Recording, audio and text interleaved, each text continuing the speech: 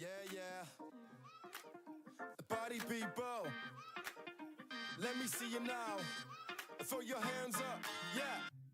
We got the good rhymes, we're making the good times. We're taking over your mind and we getting the good vibes. Now you're telling me don't stop the melody. Good times ahead of me, yeah. We got the good rhymes, we're making the good times. We're taking over your mind and we getting the good vibes. Now you're telling me don't stop the melody. Good times ahead of me, yeah. We got the yeah.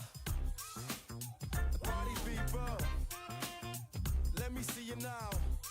Throw your hands up. We got the good rhymes, we're making the good times. We're taking over your mind and we're getting the good vibes. Now you're telling me don't stop the melody. Good times ahead of me, yeah.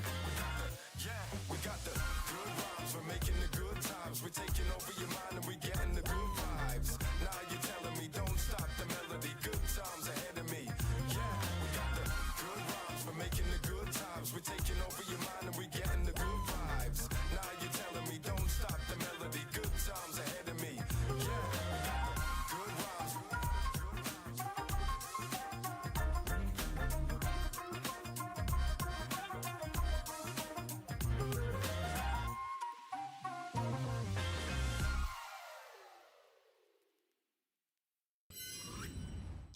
Whoa, that is loud in my ears. Hello, everyone, and welcome to today's live stream. It is 6/17/26. Hello to live crew. Hello, Plan B. We're going to do something a little different today. So, also, if I seem very down, I'm sick. I woke up, well, actually, before I went to bed last night, I felt like I was swallowing razor blades. It is very rainy here. I was out in the garden yesterday. I also had to hose down yard waste buckets. I am allergic to like mold and mildew, and I think I don't know, it messed me up. So, anyways, I've been sleeping until about a half an hour ago, and then I took a shower and came down here. So, anyways, hello. Okay, listen. First of all, welcome back to That's My Opinion. I am Bacon Bears, and today we're covering the Netflix documentary Maternal Instinct, and that's about Taylor Parker. And, I was watching it last night, and I was watching it yesterday, and I was taking my notes. And something a little crazy happened. Uh, I felt, um, I felt bad, and I felt guilt for a lot of for the way that I'm covering the Laura Owens case. A lot of people in the chat have said, she bears a striking resemblance to Jodi Arias. She's very dangerous. And I didn't want to speculate on that because I'm like, well, this doesn't go that far, right? This is just her lying. This is her, concocting these stories. And I was watching Maternal Instinct and I was just like, oh, you're not taking this as seriously as you should be. And I paused in the middle of the documentary and I'm like, holy shit. I had like an epiphany and it just it changed my entire perspective about Laura Owens. And the thing is I still want to cover it, right? I'm still a content creator. The story itself is still ludicrous. But I think for the first time, I truly understand the danger aspect. And I don't know why, but I didn't understand that before. So I took a bunch of notes. I wrote a bit of a script. Today is a little bit different than what we normally do. It's kind of like a long form hybrid with live streaming. So let me know how you like this style in the comments and we could do more. Also, let me know if you guys miss my long form videos or if you just want live streams. Just let me know. I'm trying to get a feel for what everybody wants. But don't forget to subscribe if you haven't already. We post, we go live, we have a good time. We have memberships, members only Discord. If you want to go beyond the comments, you can hype, smash your face against the keyboard. I don't care. This video is for conversational purposes only. Do your own research and form your own opinions because this one's mine and we are going to just get started. I was watching Maternal Instinct last night and I was sick to my stomach. This is a documentary about a Texas woman named Taylor Parker who faked a pregnancy for 10 months and ended up murdering a real pregnant woman to get a baby to show for it. Um, However, because I'm so deep in the Laura Owens case, I realized it's not about pregnancy, right? Both of these cases. Thank you for the jewels, Bruce. Also, I saw somebody sent a flow state. Thank you. Um, this isn't about pregnancy, right? It's not about any part of the pregnancy, but it's about what happens when a person builds their entire identity on lies. Um, and one of the things that I've noticed between these two women, in my opinion, is they have no idea who they are. They take bits and pieces from other people and they build a life or what they think should be a life on just all of these lies. And it's about what happens when these lies are about to collapse. And when you get to pregnancy, pregnancy is one of the worst things to lie about because it's one of the easiest things to prove. And, you're going to have to show something, or you're going to have a quote unquote miscarriage, or you either produce a baby or you don't. But how does the lie complete, right? And the question then becomes, what will someone do when they are at their lowest point, or what they perceive is their lowest point? So what I'm going to do is I'm going to go through my segments because I have this all written down in a script. I'm going to go through my segments. I'm going to go through live chat and just kind of bounce back and forth because I am so interested in what everyone has to say. There's no sense of self, right? Her identity is based on the lie. It's all she talks after she made that shit up. I'm sad, but also thankful that people are making these comparisons. Our Davier's comment section back in the day serves as proof some of us are worried she'd take this route once she hit 24 weeks. Low is just one victim away from maternal instinct. I have my thoughts about that. I really wish I don't use Streamlabs, right? Is that what that is? I don't use Streamlabs. I think I need to start. I like all the bells and whistles that I have with OBS, but the ability to be able to take chats and hide them, or not hide them, but like store them away so I can get to them. I'd really like that. I remember when I got closer to Lowe's due date, I was fearful for those who were pregnant in Scottsdale. I was afraid she would do something like this. I think she believes what she says, which is incredibly dangerous. I don't understand why those ex-friends didn't fucking drop it. Right. I have a lot of thoughts. I'm not going to blame. And that's the thing. I see a lot of people blaming stuff on people that are not Taylor. Taylor was the one who did this. She was the one who killed the girl. It is nobody else's fault. A lot of people are blaming everybody else. That was a choice that she made. I've been listening to the Nobody Should Believe Me podcast about factitious disorder by proxy and medical child abuse. And so many of those perpetrators have lied about pregnancy and similar. It's like family annihilators. They build up false perfection. And when financial collapse occurs out of perfection at risk, the family has to go. They can't survive the revelation. So let's get into just a fast case briefing for anybody who doesn't know. If you don't want any spoilers, I'm sorry. But Maternal Instinct is on Netflix right now. You can watch it there. I just want to make sure that we're all on the same page if you're new here. Taylor Parker, in October of 2020, a Texas state trooper pulled over a woman driving erratically with a newborn in her lap, umbilical cord still attached. And she had told him that she had just given birth. And this was not true, though, because the baby in her lap had been cut out of a woman named Reagan Hancock, who Parker had murdered before she got into the car to drive to the hospital. And we're talking maybe 40 minutes before.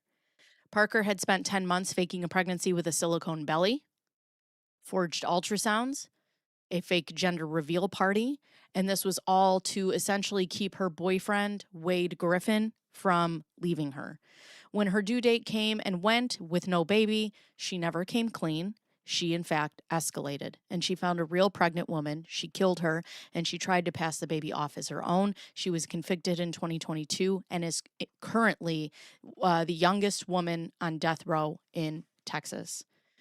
So there's that. Hello. Laura Owens, and this is the case that obviously we've been covering here extensively, is currently moving through Maricopa County in Arizona. Laura Owens is facing felony charges tied to two separate men that she's falsely accused or falsely claiming to be pregnant by, even though we know for a fact that there are more men. Okay. With the first alleged victim, former Bachelor contestant Clayton Eckerd, prosecutors say she altered an ultrasound image, fabricated a pregnancy video, and lied under oath repeatedly between 2023 and 2024. A second indictment covers a separate man she dated back in 2021, Greg Gillespie.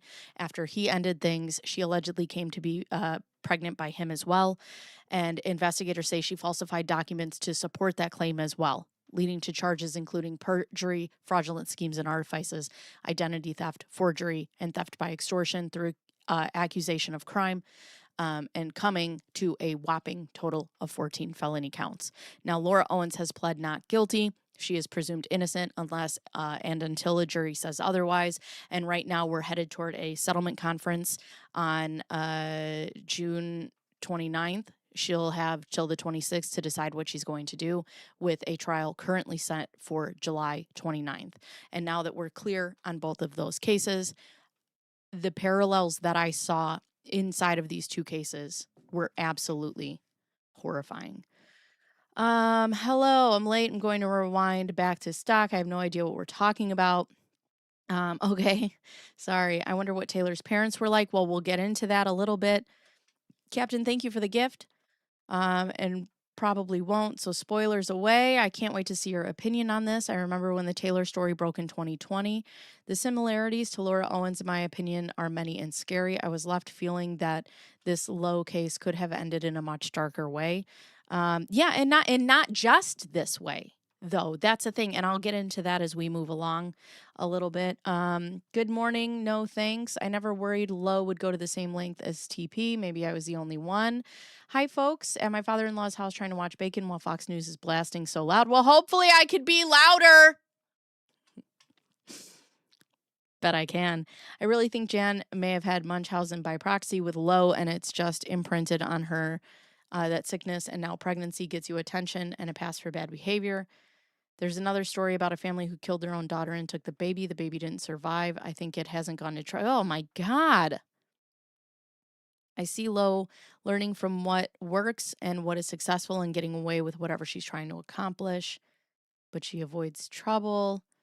Hello, Captain. Hi, Minnie. Hi, Jen. Hi, Tony. Hi, Purposeless. Hi, Tax Packet. Hello, everyone in the chat if I've missed you. Hi, Maddie. Let's see. New chat. Be louder. Do it. Do it. Okay. So now we're going to do the parallel breakdown. The thing that struck me watching this documentary is there is a term called term in psychology called pseudologia fantastica, and it's pathological lying, right? But there's a very specific flavor of it. It's not someone lying to get out of trouble or to look a little bit better, but it is someone constructing an entire alternate reality. They just live on a separate plane that we are not in. And the lies don't ever stop. When somebody brings them up, the lies don't stop. They get bigger. They get more elaborate. They become more detailed. And in my opinion, that's something that we see in both cases. So I want to start with the scale of the lie itself. Taylor Parker didn't just say she was pregnant, right?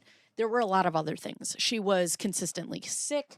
She built an $8 million inheritance because she was related to the people of Morton Salt, the little girl with the umbrella. She was going to get an $8 million inheritance, a multi-million-dollar ranch property that she was going to buy for her boyfriend, Wade. She had no ability to buy these things, and it's interesting that these people go after real estate. There was a car that she gave to Wade's mom, and then it had to come back because it got repossessed. There were illnesses that just rotated through her life: cancer, MS, brain tumors, strokes. Whatever got the most attention was what Taylor would gravitate towards. Excuse me. And when people got close to catching her, there's just more lies. There's just bigger lies. And that's something that we also see in Laura Owens, right? There's a pattern across multiple men. There's escalating tools each time: an altered ultrasound, a fabricated pregnancy video, forged documents, stolen ultrasounds, identity theft, illnesses. We see cancer. We see oophorectomies. We see Asherman syndrome. We see so many different illnesses. We see her going into the hospital all the time. She's getting prodded and poked for these for validation, right?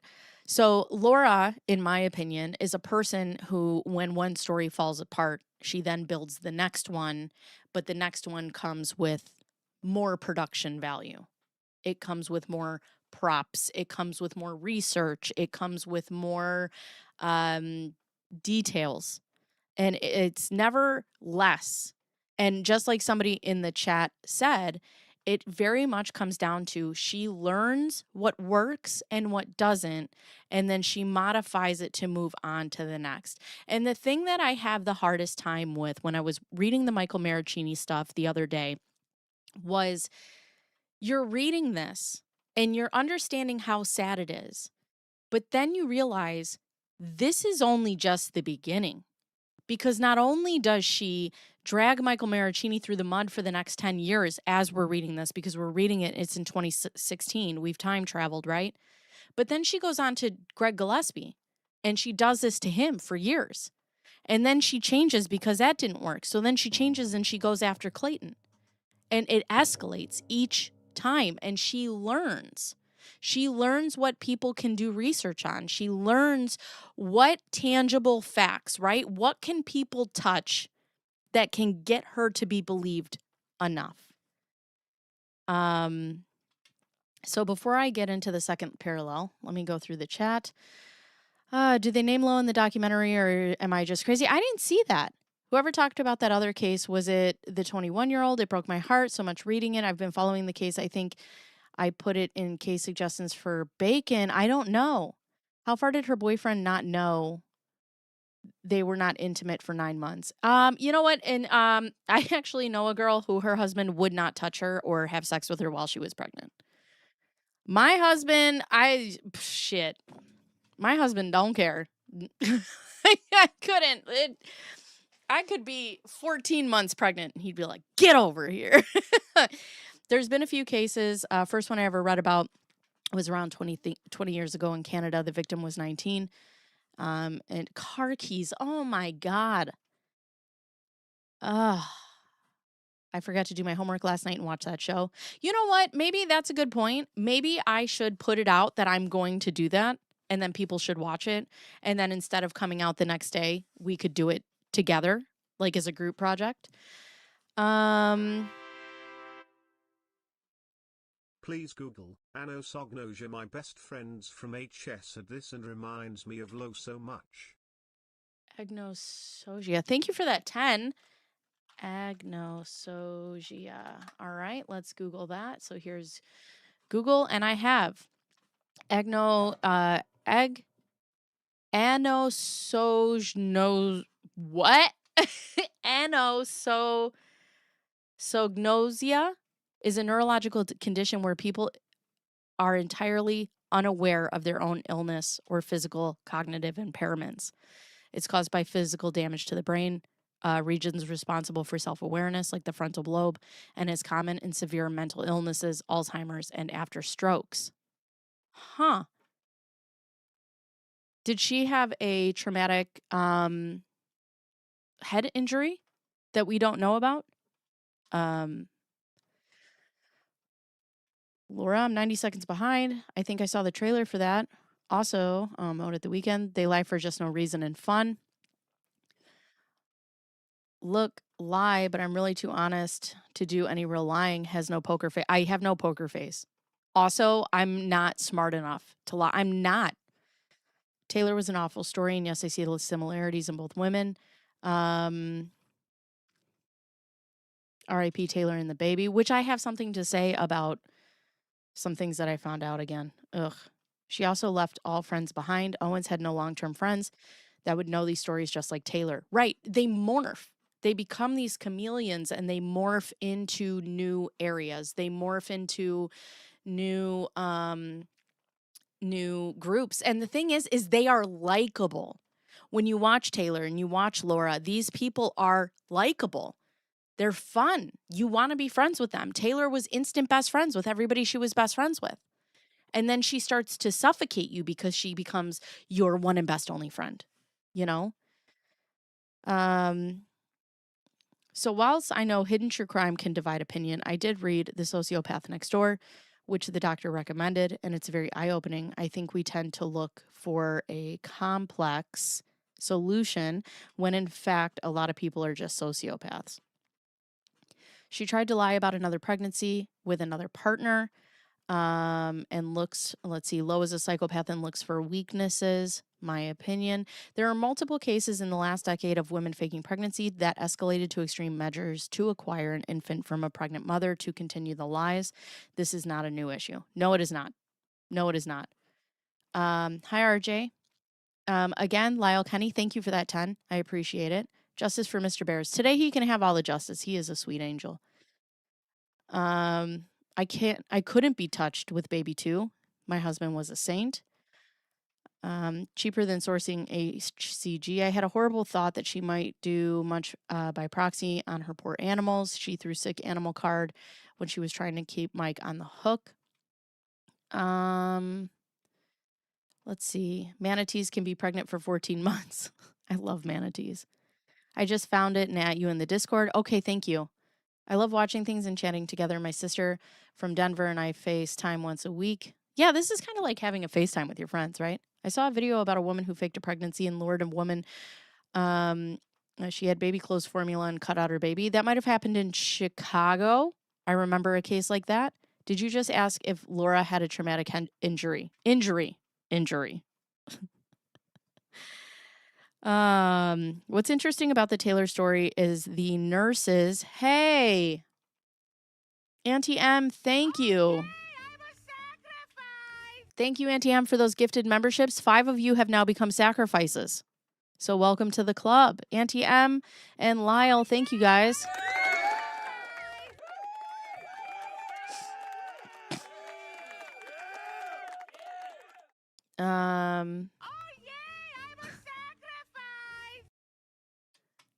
All right, I'm going to turn this down real quick.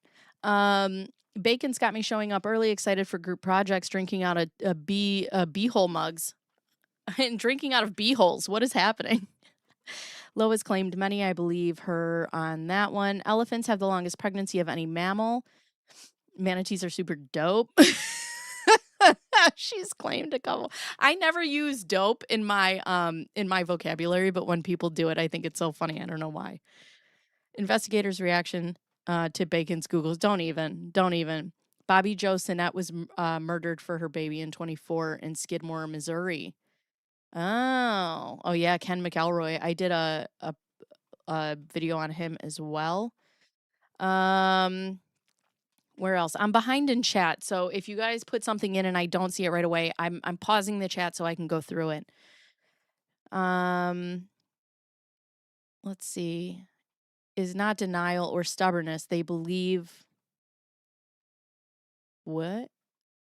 How long after did meet his beautiful wife? That I don't know. I don't know how long it took. He did date someone else in between, I think. Laura has no self-identity, which is why it's so easy for her to shapeshift. Great point. Let's see what else. MG Law is here. Hi, all the Bacons. Hi, how are you? I definitely believe she has some type of Munchausen syndrome on top of all of her special traits.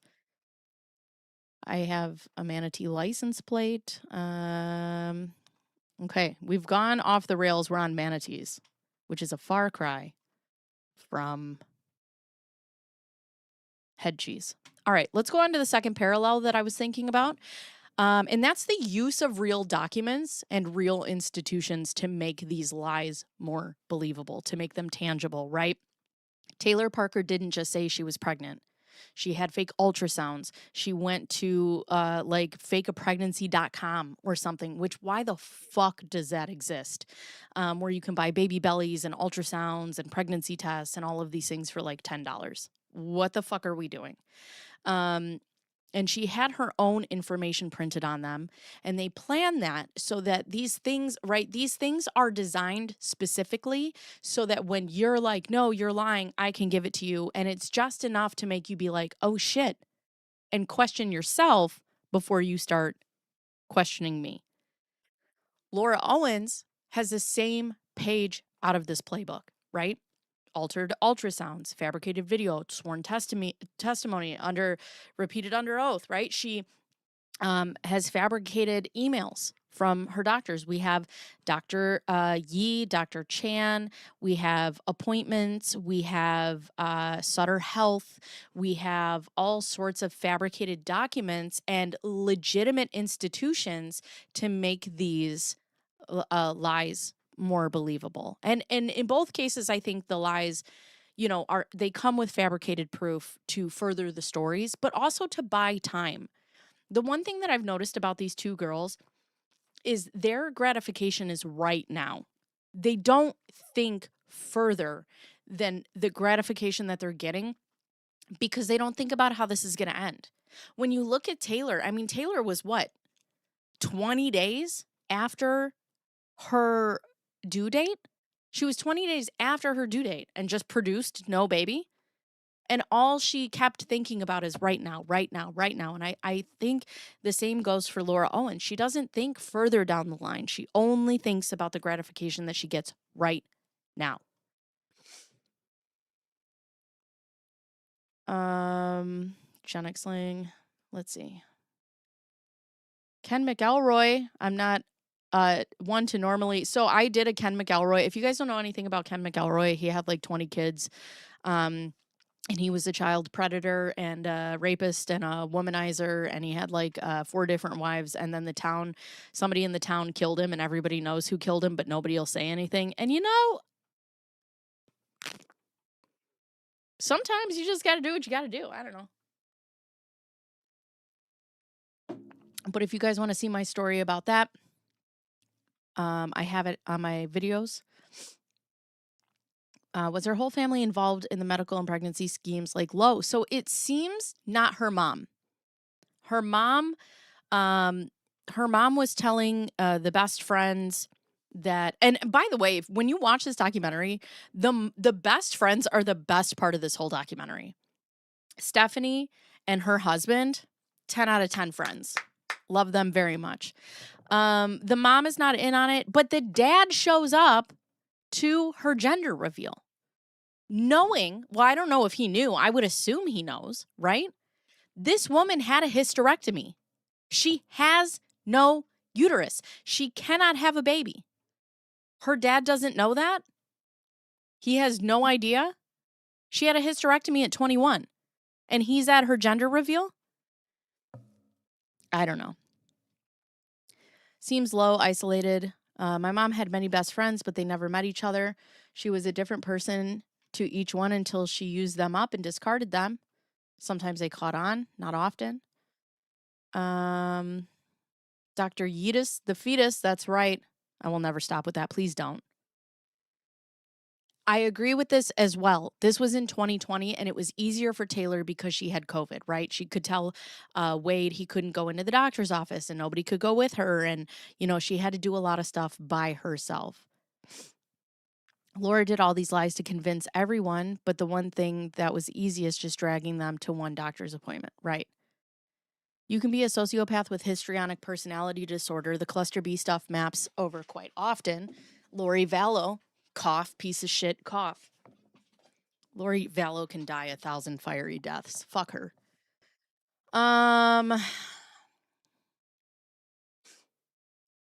Let's see.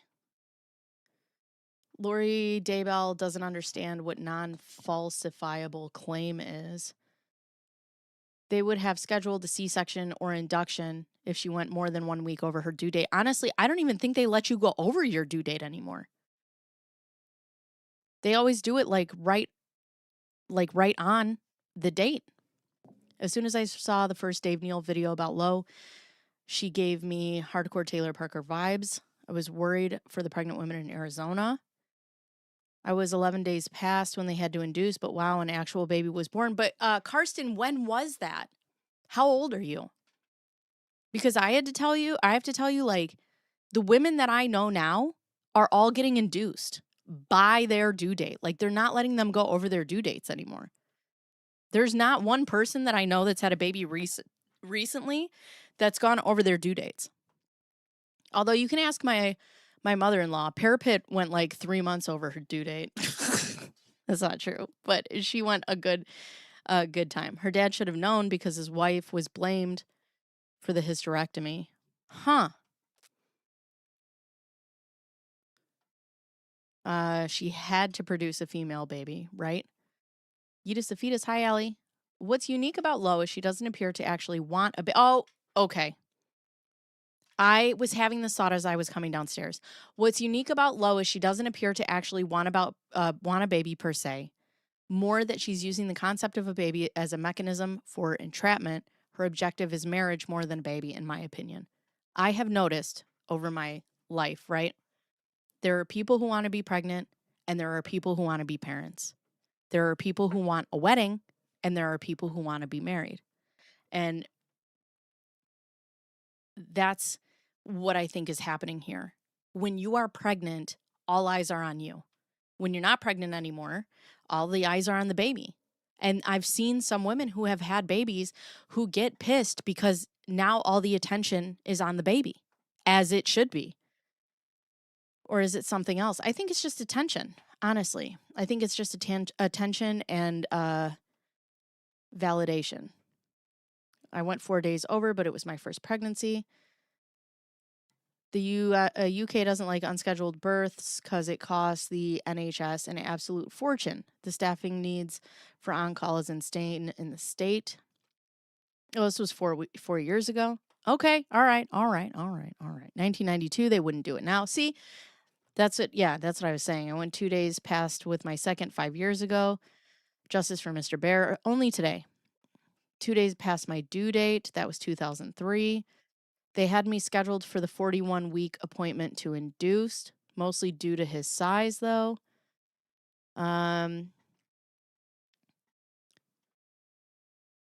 2 weeks after with Mr. Bears, 2.5 with sister-in-law Bears. Oh, yeah, and 3 weeks early. I thought it was 3 weeks later with Maddie. She believes her lies. If so, she wouldn't have forged docs, wore a baby bump, or don't think she believes her lies. I agree with this. I agree. I don't think they believe their lies because they have to know, right? It would be much different if you had a woman who was like, no, I'm pregnant. The baby's in here. Like, I'm pregnant. And there are women who truly believe that they're pregnant. This is not that. Lori Vallow, if that isn't the epitome of evil, I don't know what constitutes then. And my parents thought we'd never do math. When our kids were born, the doctor said he was willing to go up to the 42 weeks before looking at inducement. Doctors wanting to induce right at the due date are doing it for their own convenience. Oh. I was never induced. I had to have a C-section because I had some complications with my son. My mother was angry when she called to tell people my wife was pregnant. She didn't get the attention. And yeah, and some people when they don't like it. They don't like it. The crush? What is that? I want to know what that is. Diane Downs case. Is that the one who killed her kids in the car and listened to like Hungry by the Wolf or whatever? warned me that everyone holds doors for you when you are pregnant, but the door slams shut when the baby is born. She doesn't want the baby, as that would distract the man. She wouldn't be the priority anymore.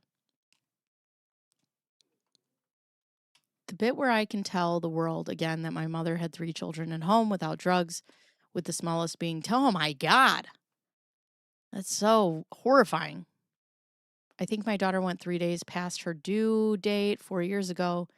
Would have been induced of due days after, if not 2 weeks after, 33 years ago. Hey, everybody. And couldn't believe the similarities. Excited to hear Bacon discuss it. My first baby was born. I think the question is, can someone who is delusional also create a document to provide to prove the delusion? I would suspect in some cases, yes. That's a good point. But I in my opinion, like, you have to have enough wherewithal to know you're not pregnant. So you have to produce evidence. You know?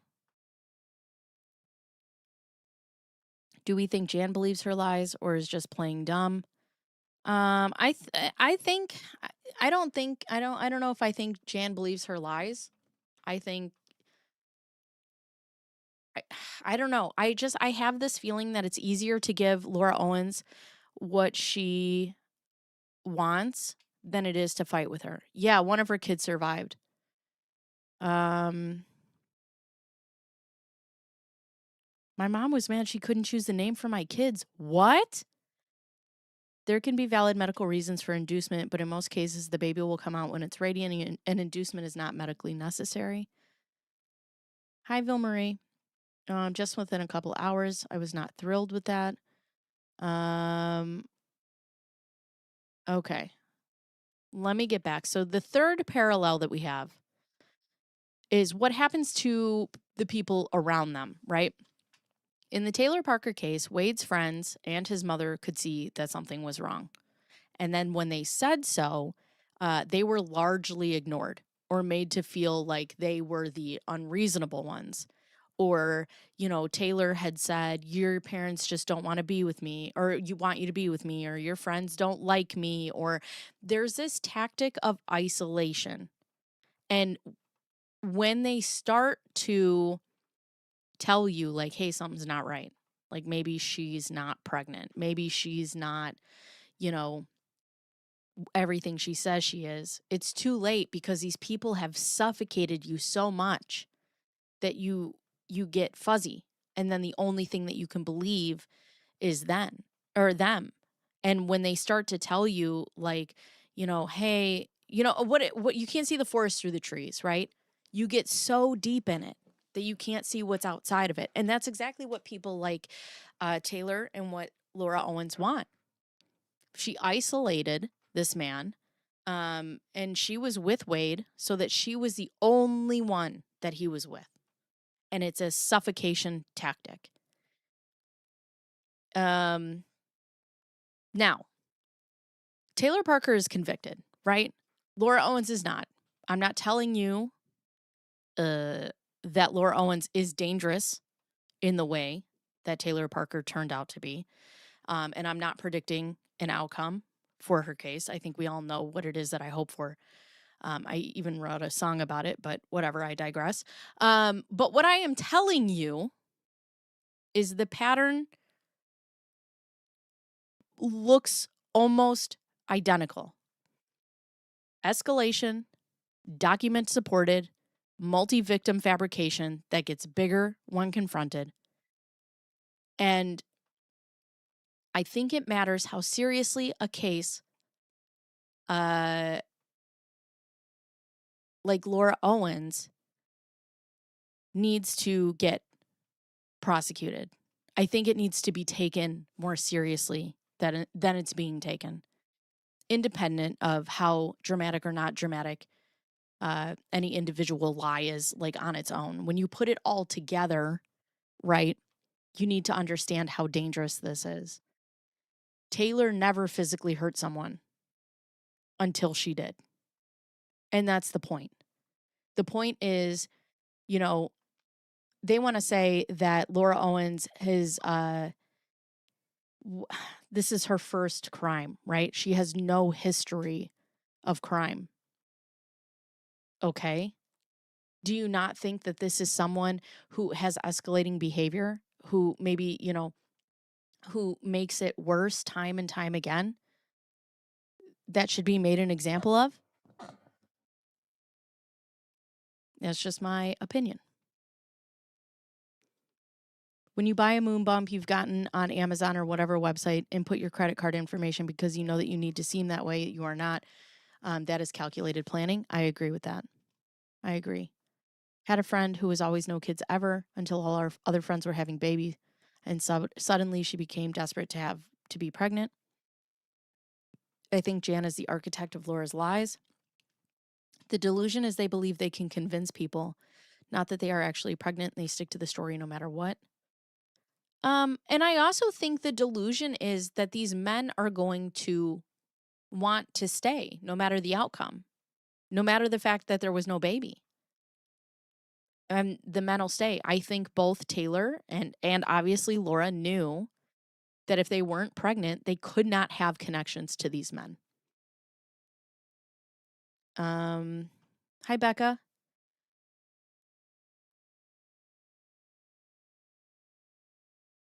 Laura's ego is clearly shown in that she expects people to believe her fake proof. Yep.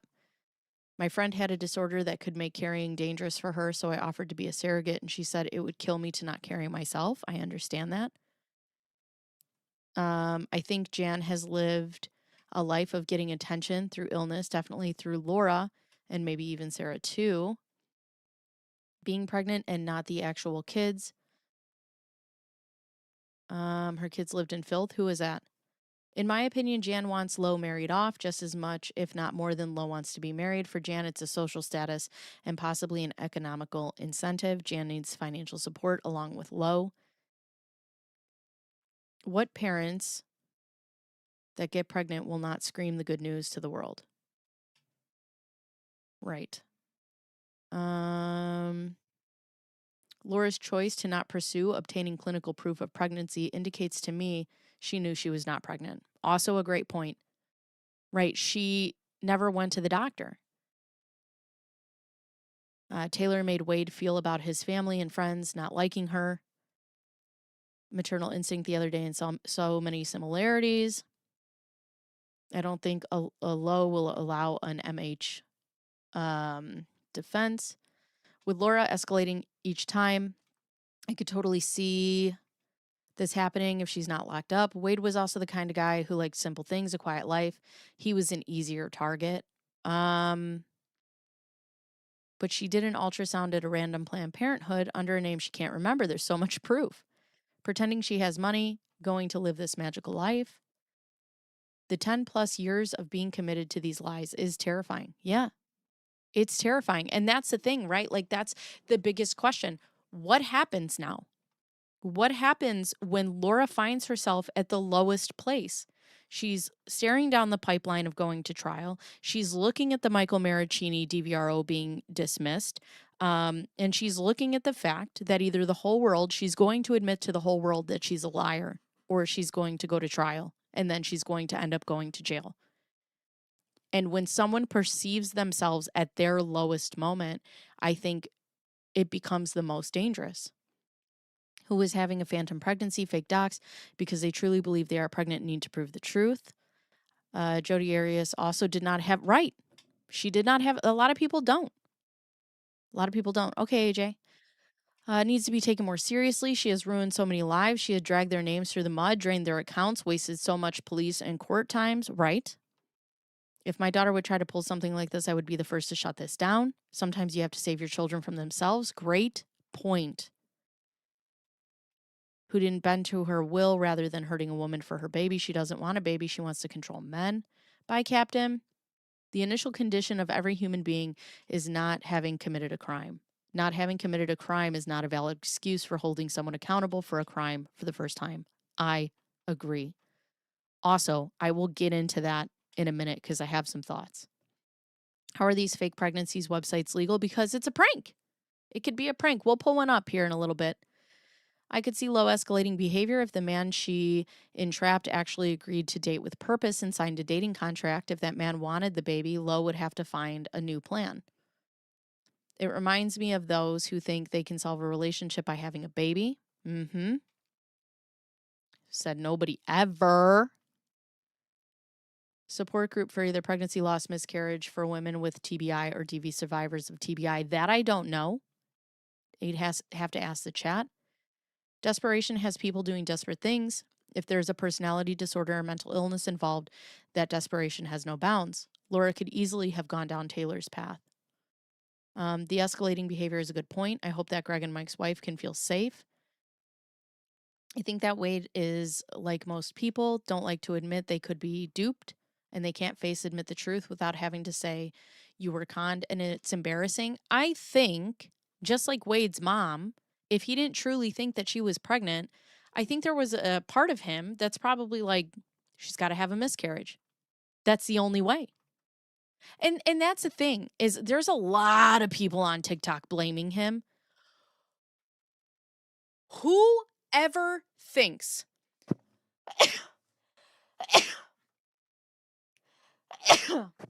whoever thinks that the person that they're with is capable of this. If you thought that somebody was capable of this, listen, I had this conversation with my husband the other day when we were on our walk.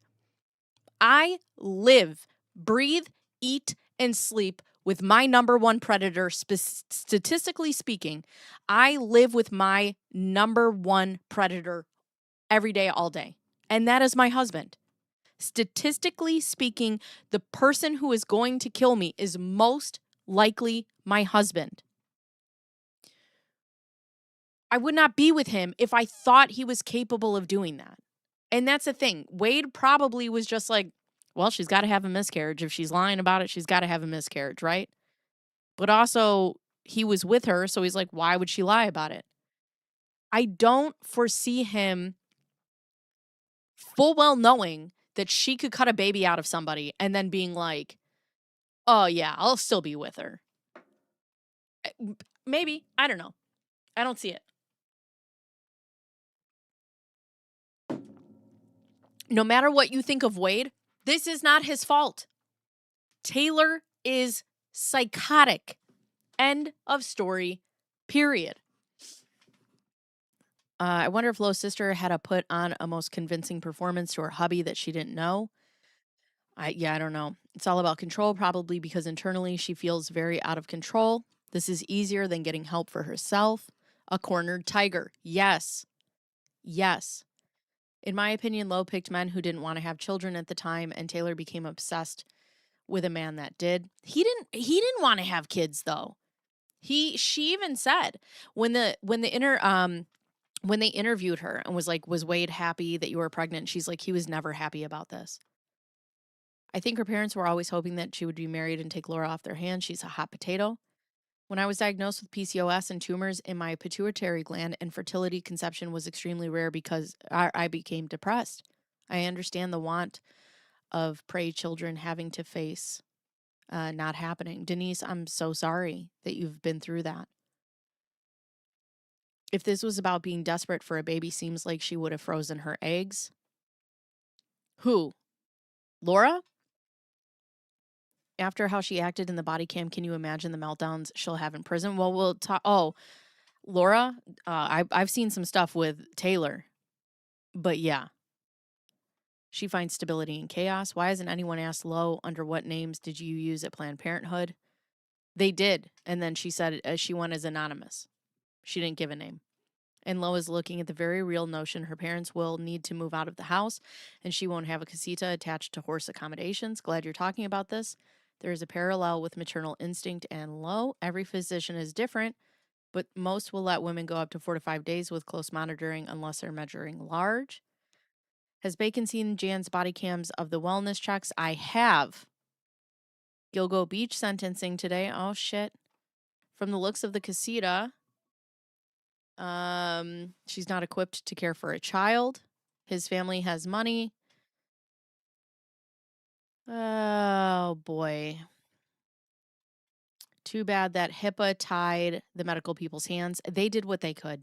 They truly did what they could. Did you do a TLDR on Taylor? I did at the beginning of this. I'm sorry. Yes, I did. Lowe hasn't already claimed a form of MH defense by claiming she's autistic, and therefore she shouldn't be held accountable for her actions, as warped as that is for her to claim on so many levels. I don't think she'd kill, but definitely make her partner grieve a miscarriage and tell them, well, I have opinions on that, which I will get to, Angelfish. If this escalates to physical harm, then everyone will wring their hands wondering why no one did anything. Tale as old as time. Yes. Yes. I think of the dentist who killed his wife 8 years after her divorce. The ex just festered until one day he acted. Lowe should not be free to have festering thoughts. Wade was not so sophisticated that he would have doubts. Red flags are not spotlights until after you find out the truth, right? And everything's different in hindsight. As a thought experiment, what if Lowe was pregnant at some point, maybe the first guy, and there was some attention that was given or a way she felt that became her goal?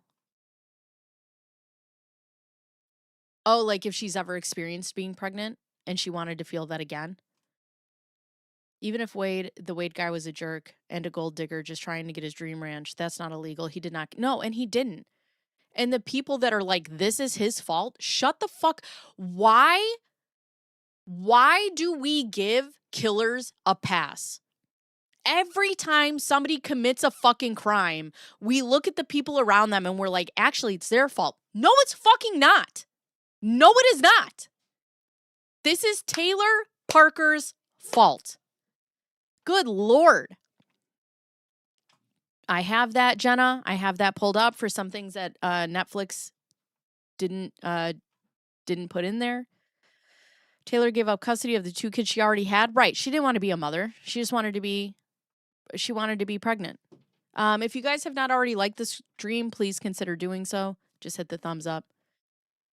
Upon reading a little about pseudopsoriasis, there's no way Lowe had this. They will go to the doctor to confirm, and when they think the doctor is wrong, and Nest.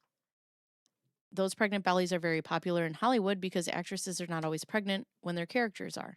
Sure. But that's Hollywood.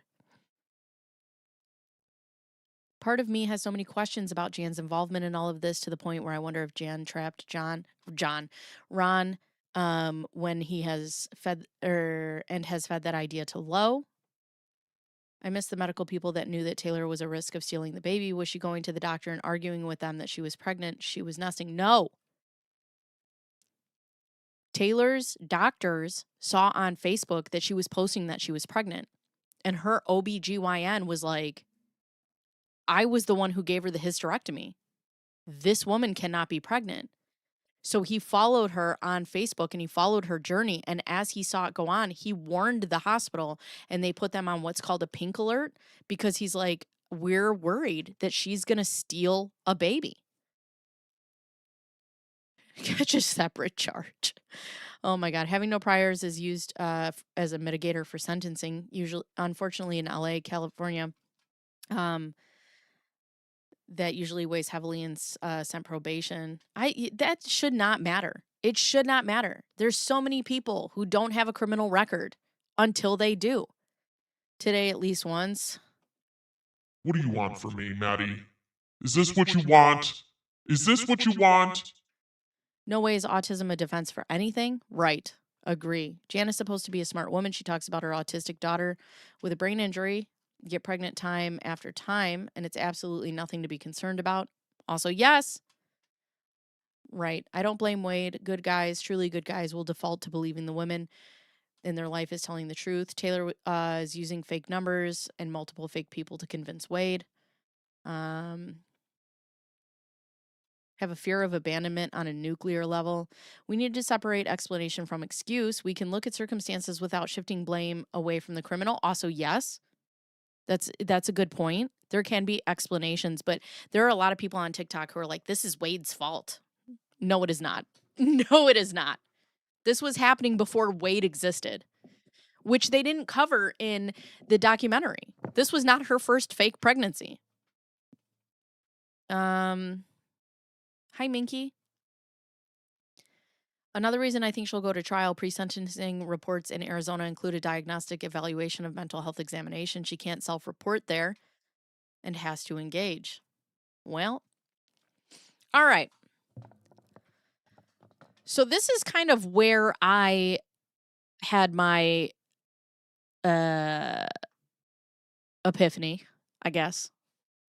And I started really thinking, and I started just writing, right? And when people hear she faked a pregnancy, it sounds funny, right? And that's where I was, right? Like, how ludicrous is this? Oh my God, this is so silly. You can see her lies with the benefit of hindsight. You can't see the forest through the trees, right? We're outside of the forest. We can see everything that's going on. And we look at those things and we say, this is embarrassing. This is pathetic, but it's not dangerous. However, I now change my mind, and you are allowed to change your mind. I now change my mind and say that that instinct is wrong. And it's wrong specifically because of cases like Taylor Parker's. The danger in these cases never come from the first lie, but it comes from what happens when the person telling it refuses to let the lie end. They are willing to die on this hill instead of saying, I was wrong. I lied. They just find new ways to keep the lie alive. And they grasp at straws until the bitter end.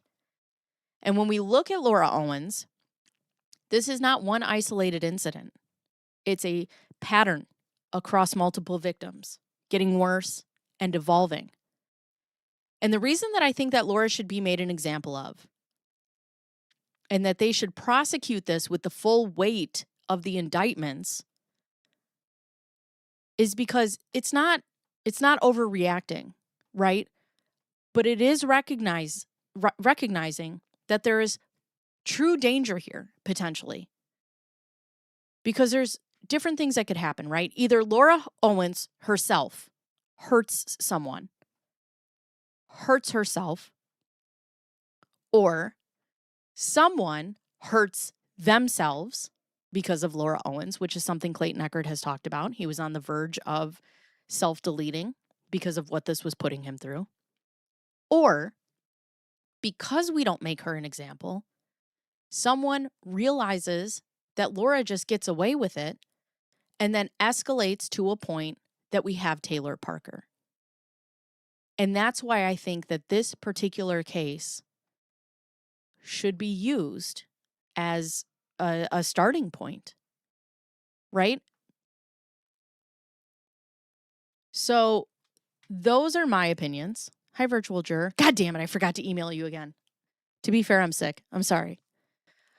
So those are my initial points about what I think, right? And why I think that they're the same. I also have this last segment of what maternal instinct left out, which I think is very important. We are at a point right now where we are putting out documentaries so fast that we are just willing to leave out pertinent information, which is a fucking choice. But, clicks and views. The fake pregnancy with Taylor was not her first. She had a hysterectomy in 2015, and according to court documents, which we will read today because I have them pulled up, she had already lied about being pregnant more than once, long before Wade Griffin ever existed in this picture. And this does not stop behind bars, right? In a 2022 court filing, laying out what's called her extraneous offenses, describes her running active manipulation schemes from inside jail, having her parents send money to other inmates so those inmates would buy things for her and dodge the normal commissary process, racking up over $2,000 that way. And parents involved? Cool. I see we have another parallel. The other parallel is with both of these people, everything is transactional. It's all transactional.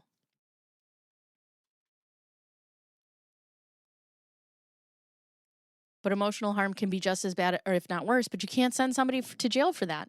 We don't have, we don't have the right laws put into place for that. And that's the hard part. The pregnancy faker that abused doulas in Canada was another eye-opening one. They are all predators. Well, I don't even know about that one. I have no idea about that one. And rethinks the plea deal. Well, they can't now. I think it's too late.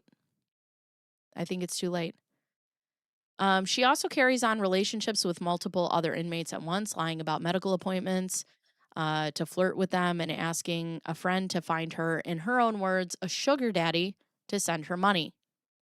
So from Taylor, there is zero remorse for what was done. So I had pulled up a couple articles that I want to take a look at with you guys about things that were left out. This one is from People. 5 disturbing details that are missing. So this is, if you guys are new, this is the TLDR, right? It tells the shocking true story of Reagan Simmons Hancock's brutal murder. Reagan was a 21-year-old mother who was expecting her second child, her first with her husband, Homer, and she was around 35 weeks pregnant with their daughter. It was 36 weeks. When she was murdered by her wedding photographer turned friend, Taylor Parker.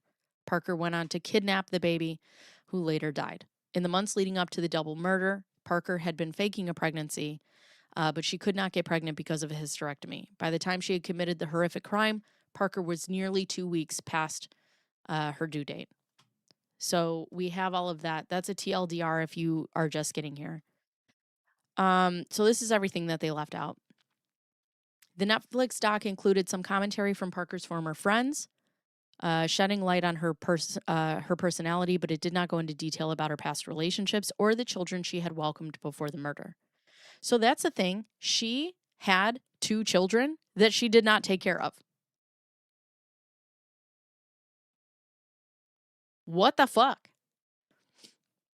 Parker had her first child when she was 17 in 2009. And according to court documents, she welcomed this baby with her ex, and he wasn't involved in raising their daughter, according to Parker's mom. Parker then married a man named Tommy, whom she welcomed a son with when she was 21. And Parker and this man separated in 2017 and finalized their divorce in March of 2018. His divorce attorney testified in court, according to KTAL News. Parker allegedly did not have custody because she had not fought for it. Nice. Just 11 days after the divorce was finalized, Parker went on to marry her second husband, Hunter Parker. According to the outlet, during her trial, Hunter testified that Parker wanted to have a baby with him, but she couldn't become pregnant because of a hysterectomy she had undergone. Something he claimed she only told him after they were married. 2 of her former friends testified that Parker asked them to be surrogates for her and offered both of them 6 figures if they would say yes per court documents. Hunter further alleged that Parker told him she suffered from several medical ailments and pretended to be sick in order to encourage him to stay married to her. In addition to the alleged medical issues, Hunter also claimed that Parker used an alias to try to convince him that she was receiving a large inheritance. Hunter separated from Parker and they got divorced in the summer of 2019. By August of that year, she moved on with Wade Griffin. When Hunter learned via social media that Parker was claiming to be pregnant, he said he reached out to Griffin's brother to tell him that Parker had a hysterectomy, but never directly spoke with Wade. You know, the thing is we look at these and we look at them as evil, right? Because they are. But also, how fucking sad. How fucking sad that you don't have anything to offer another person except for an illness or a pregnancy or some sort of ailment to get them to stay with you. You offer nothing. Nothing. Oh, I am behind in chat. I am very sorry. What happens when Lo finds a man who wants a family or is willing to do the responsible thing, moves her in, takes her? She'll have a miscarriage and then they can grieve together. I kind of wonder if things being left out of the document is to get the protagonist to participate. C. Mackenzie Shirilla. Well, the director said that they didn't want Taylor in it at all. They didn't want Taylor in it at all. What else? 11 days. Yep. Scary that she had done it before and it escalated. Yep. And that's what we're seeing. The Con, Caitlin's baby, the first episode. Fake medical ailments, red flag. Life in prison without parole for Gilgo. Gilgo Beach. Good.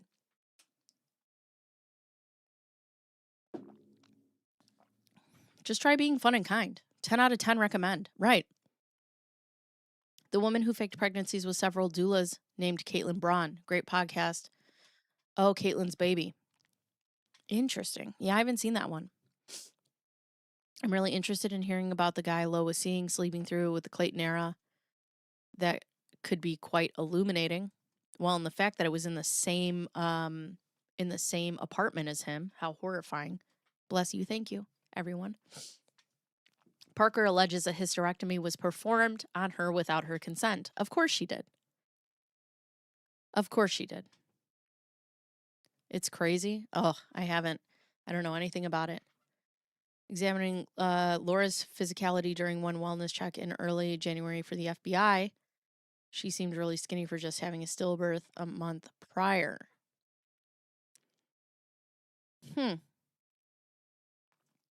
They made a document about her without her participation. Oh, she's going to want to explain, which is why I think she'll go to trial, because she wants to explain. And we're 9 days away from knowing what she's going to do. Hopefully, unless they fucking back out again. Although the Netflix documentary explicitly stated that Parker could not become pregnant because of a hysterectomy, it left out her allegations that the procedure was performed without her consent.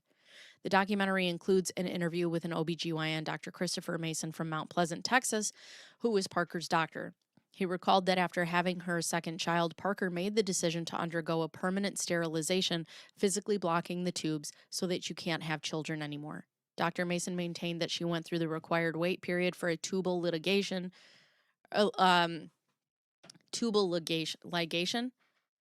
and was adamant on her decision.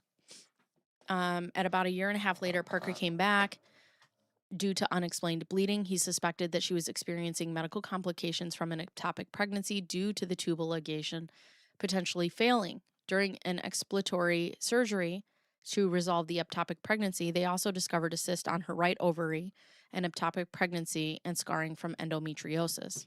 As a result of what the doctor saw during surgery, the decision was made to do a hysterectomy and removal of both tubes and the right ovary.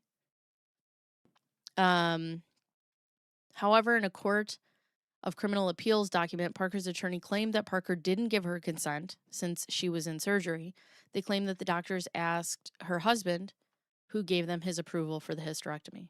Parker, under anesthesia, Casey authorized doctors to perform a hysterectomy. The court docs read, doctors removed appellant's uterus, cervix, and one of her ovaries. When appellant woke up after surgery, she flew off the handle and asked why.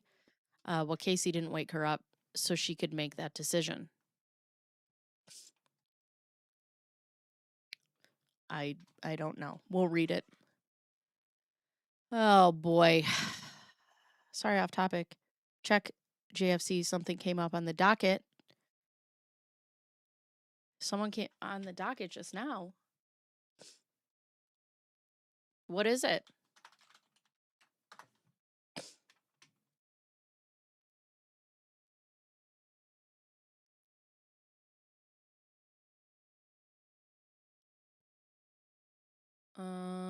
I don't see anything. The last thing I see is my video, my press coverage. What am I missing? I did think it was weird that they did that to her at age 21. My friend was made to wait until she was 30. I can't remember the procedure, not a hysterectomy. You know, I mean, if they have, that's difficult. I'd have to know more. So this is Taylor Parker, by the way. During Parker's trial and subsequent sentencing phase, several psychiatrists and psychologists testified about Parker's mental state and any potential underlying mental illness she may have had. Dr. Michael Arambula, who did not meet Parker but evaluated the case, testified that Parker was mentally fit when she committed the crime. I was looking for some kind of mental deterioration that would account for that, but instead, I saw that she stuck to her plan and there was no remorse afterwards. He continued in this case, there is nothing regarding any mental illness and nothing regarding intoxication, and Miss Parker falls in the category of fetal abductors, which are rare but fall into a class of women who don't have a mental illness. The murders are planned, they are premeditated, and they have plans after. And that's the thing too, is a lot of people are like, how did she think she was going to get away with this? She does not think ahead. People like this do not think ahead, ever. There is no what's coming next. There is only dealing with what is happening right now. There is no plan. There's no plan. Cystectomy at my ovary, my partner and I discussed beforehand that if it escalated to an oophorectomy that I consented and he would relay that info if it came to that. Did anyone else? Oh, yeah. Yeah. I did a video on that one too. It was insane. I'll punch that bitch in the face. I hate her. Did she send Stephanie a 19-page email after the podcast detailing all the things she got wrong? Probably. Meanwhile, Parker's licensed counselor in jail described Parker as polite but a bit guarded. In one particular incident, Parker became upset when she remained handcuffed and went completely dark. Her eyes went completely dark and her face distorted. And then she sat down and she was not happy. We didn't meet for very long that day. In my opinion, she's not a typical inmate. While claiming that Parker was a top dog in jail and almost appears to thrive while being incarcerated. Of course, that's going to serve the victim narrative. Just dumped court filings about Ron and chat. Please help me here. I don't see it. Here, I'll show you. I only see my video here. Look. See? That's me. 22 upvotes, by the way. Thank you. Appreciate you. And then here's True Crime and Wine Time. Bachelor. Women in Crime. Lauren. Discussions. Mega Stream. Maternal Instinct. Hey! We're talking about that right now. If somebody can find them for me and send them to me, I'd be happy to read them. But we're going to go over this first. Parker's attorney called psychiatrist Dr. Edward Grippen to testify about his 2 meetings with Parker. And he said that he didn't think Parker had a mental illness beyond displaying some qualities of mixed personality disorders, according to court docs. When specifically asked if he could diagnose Parker with narcissistic personality disorder, antisocial personality disorder, histrionic personality disorder, or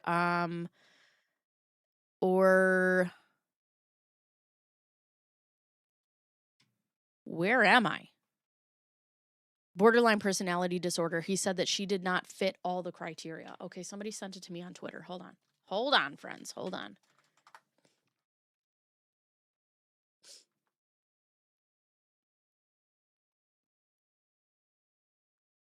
Where's my chats? You guys always save the day.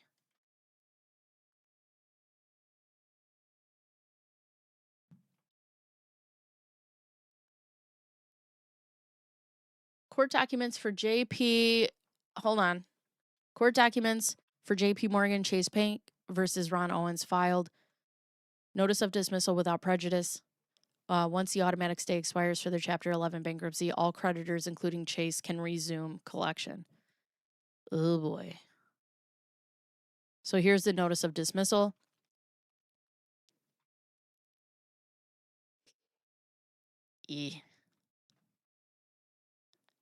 Yes, I got it. Thank you, Aura Lowens. So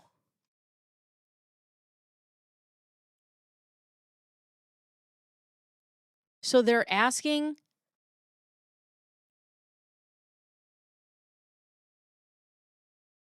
for the Chapter 11 to be dismissed.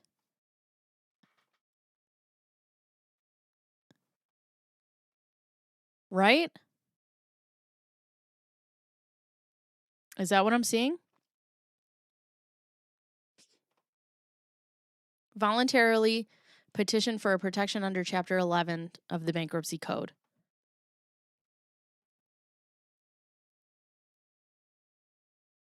Oh, boy.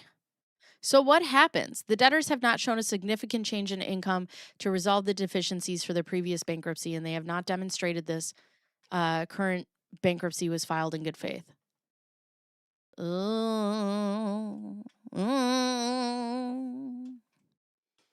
Well, this is not great.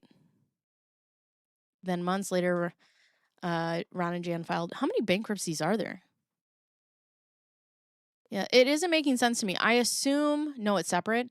I assume, hi, LM. I assume that they are dismissing. The bank is trying to get the stay dismissed so the bank can finish selling the house. I see. Thank you. Motion to buy. God damn it, Omar. I swear to fucking God.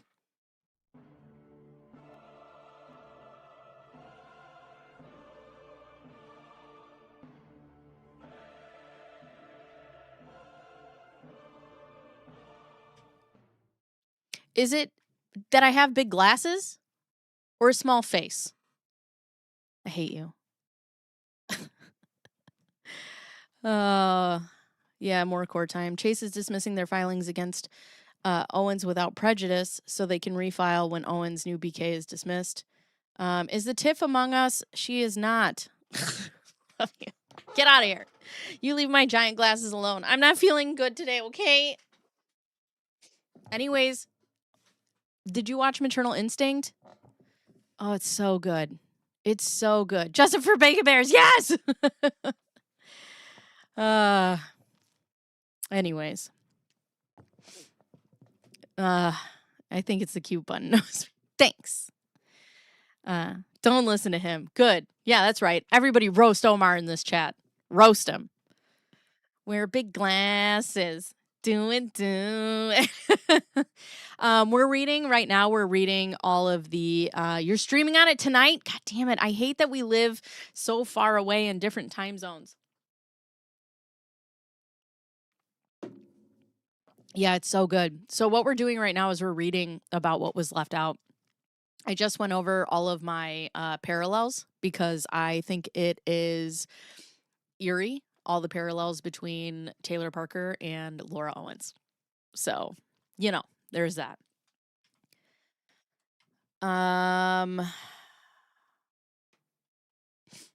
So, Parker's attorney called. Okay, so then she did not fit all the criteria for this.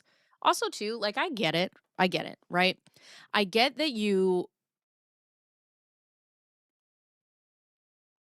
want to know why somebody did this.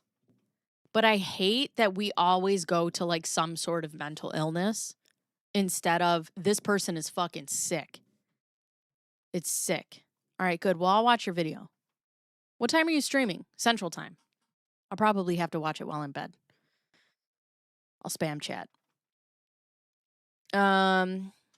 Dr. Griffin said that Parker could have a mental condition that affected her quality of life, the stability of their life, and their ability to maintain relationships, maintain employment sometimes, those sort of things. She did have a job, though. His whiskey preferences or Jeep Daddy's crush on him. All of it. All of it. When Lo goes to trial, let's all wear matching glasses during the stream. I think we should make t-shirts. Probably at 10 Central Time. I will try to stay awake. I will try. I am in bed by 7:30.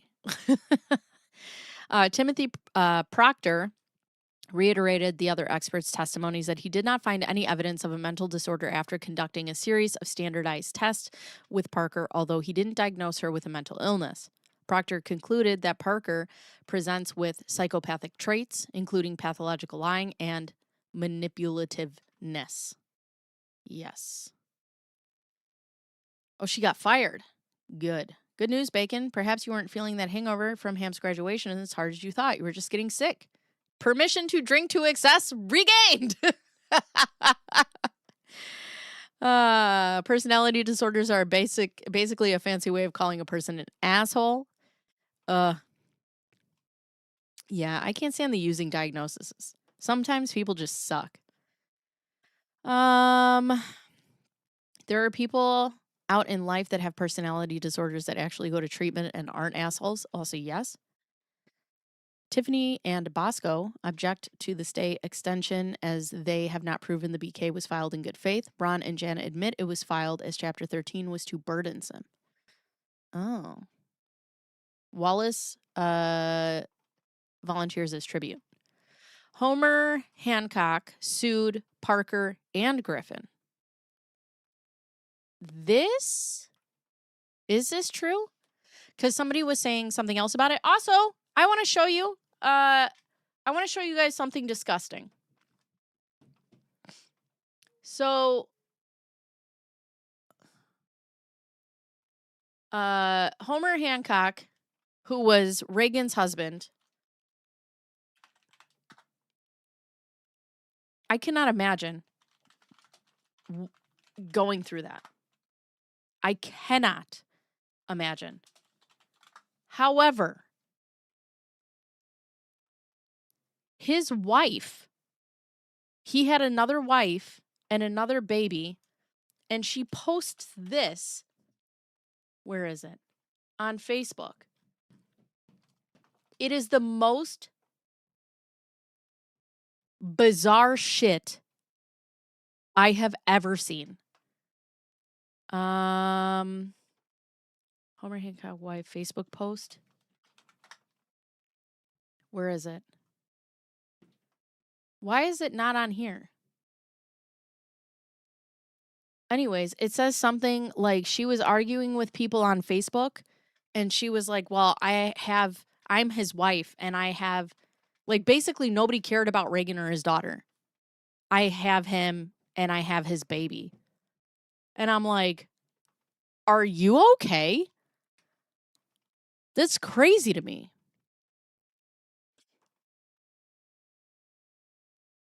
All right, let me see if I can find it. Hold on. I know I saw it on TikTok. Somebody had it. Let's see. TikTok, Homer Hancock, wife, Facebook post.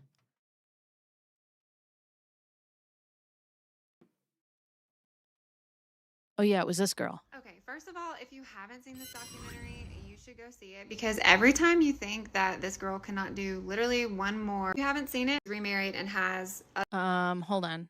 I'm going to put it on the screen about the documentary.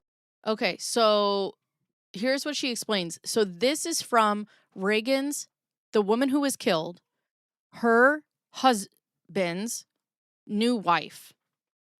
Documentary that lives in that area. And when I kept reading, everybody was saying that she was upset about the documentary. She wanted to just move on and forget about Reagan and didn't really want it to be a big thing. I don't know if that part is true. I don't know what context this was typed out in, so I'm just going to let you form your own opinion about that. But if it is true, that's a really odd comment to make, especially when someone lost their life in such a brutal way, and everyone who was close to this case was affected in a very big way. When I was reading all of this, I was also reading comments that were saying that Reagan's family, mom and sister, were having to basically defend themselves for supporting this documentary, which is heartbreaking. Because what happened to Reagan is absolutely awful. And her family has stated multiple times that they wanted this documentary to happen because they wanted to bring awareness to the fact that these things do happen, to try and protect other people. They want the laws to change. They were upset when they, I was sitting here crying to someone else. So I really hope that her mother got this story documentary. You should go see it. Cannot do it. And then just yesterday do because this might be a little bit of a, okay. So right at the town about the documentary about, oh, here it is. She comments on a post, Ray didn't even know me, boo, but don't worry. I got her husband, child, and Homer's first baby.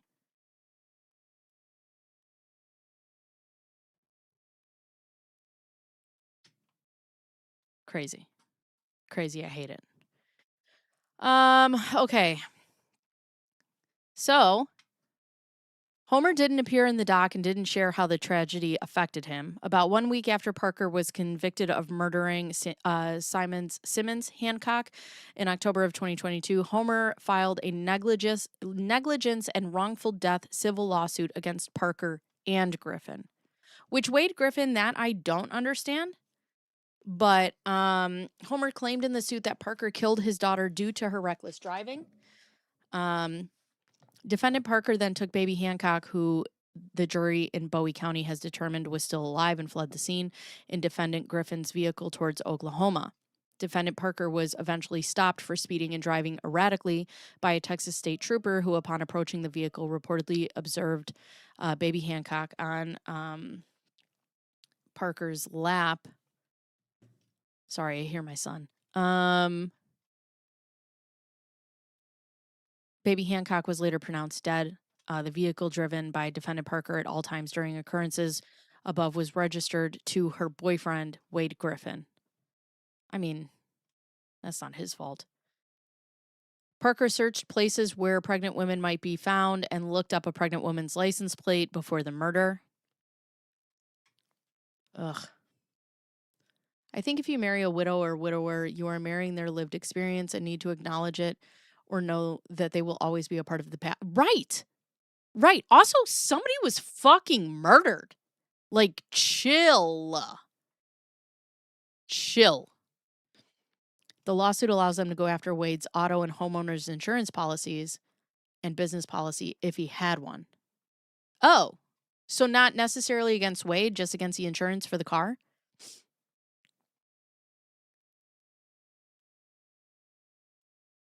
The Netflix doc lays out ways Parker faked her pregnancy, including purchasing fake pregnancy results. You know what she didn't have in her blood? HCG. Settlement with insurance companies. I see. Yeah. Sorry about your beehole, Tony. Including fake pregnancy results, a silicone belly, and preparing a nursery. However, as her September 2020 due date approached, Parker seemed to become desperate to come up with an ending to her scheme. Texas Department of Public Safety testified that beginning September 14th of 2020, Parker began researching online where she could find pregnant women. She specifically narrowed her search to maternity consignment shops and pregnancy clinics around the area. At one point, she was searching license plate numbers, one of which belonged to a pregnant woman. After her due date passed, Parker allegedly attended a teen pregnancy support group, telling the pregnant girls she encountered that she was a midwife in order to get closer to them. How fucking sick. How sick. All right, so the next thing that I have is this, which is, well, I'll go back to the top. We should have some time for this. So this is her for the appeals, which hopefully will be denied for the rest of her life. Doesn't have assets. It'll be insurance company settlements they seek. I see. There was a case in the UK where the wife of a guy who died after falling off the roof of their house doing maintenance had to sue him on behalf of this estate to get insurers to indemnify. Jesus. Yes. Also gross. Duty to represent by auto. It's still wise to hire your own counsel, but insurance companies are allowed to settle against your wishes. Uncle Google's gonna get you. Epic practical application usage of beehole. I do what I can. Acting like she won over a dead woman. Dear, he wouldn't be anywhere near you if his right. I don't understand how. So, I don't know. In November of 2022, appellant. I hate that she's allowed to appeal. Like, why are we allowed to do that? Send her away in a hole deep, far, far away. Appellant, who is Taylor Renee Parker, was tried for and convicted of capital murder pursuant to Section 1903. Committing the murder of an individual in the course of committing or attempting to commit a kidnapping. On the basis of the jury's answers to the statutory required special issues, Parker was sentenced to death. Good. You know what? I think this would be a really good time for a death penalty conversation. I'm interested to hear what the chat says. I struggle with it a lot. I really do. I think, listen, I'm going to be honest with you. I think that if you do anything to children, bye, immediately. Lights out. See ya. I have no, I have no feelings towards somebody that hurts a child. I don't. Bye. Immediate. Take them out. Wood chipper feet first. I don't care. However, you know, I've had this conversation with my husband because I was like, yeah, we need the death penalty because there are people who don't belong here, right? In society. There are people who can't do it. And our jails are, you know, filled. And even though they shouldn't get to get a life in jail if they have, you know, done something very horrific. But at the same time, you know, if you could get it wrong with one person, should we be able to have the death penalty? If you convict one innocent person to death, then we should not be, we're flawed humans, right? Like we should not be in charge of that system. Spencer, DP only for the most heinous crimes. And to post that publicly. I struggle with it, right? Crimes against kids and crimes with video evidence, I'm okay with it. Other ones, case by case judgment. It's hard. It's hard. I believe in DP until hearing Ellie Weasel expound on it. Holocaust survivor wrote Knight. He was against it despite what he suffered. Legal fees for DP cases are exponentially more than housing. And that's the thing, right? You don't trust the government enough to support the death penalty. I have to tell you, do I believe in the death penalty? Sometimes. Could I be on a jury that gives someone the death penalty? No. I couldn't because I don't think that that's up to me.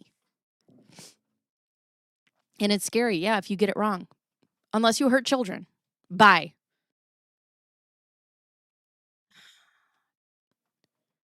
Especially with the basis of history in our court systems. That guy in Nashville seems wrongfully convicted and just barely got a stay. I'm against it only because it requires me to put a whole lot of trust and power in the state. That's not to say I don't think certain people deserve it. Also, if you get it wrong, you have to live with that for the rest of your life. I can't do that. What's fucked about people on death row is they never get ending appeals and a shit ton of funding. Right. Also, you know what? I think I had this conversation with my brother-in-law, which we talk about it. And I'm like, if you are like the fact that Taylor Parker is sitting somewhere, okay, so she's in solitary confinement for 24 hours a day. The fact that she gets a toilet and a bed and a fucking and a 3 meals a day makes me sick to my stomach. Sick to my, why? And also like a heat controlled environment. Fuck you. Fuck you. No way. I'd be horrible on a jury, right? I struggle with DP. There's so many cases with misconduct and junk science. The DP is expensive and drawn out, but then I look at the Athena Strand case and I see it.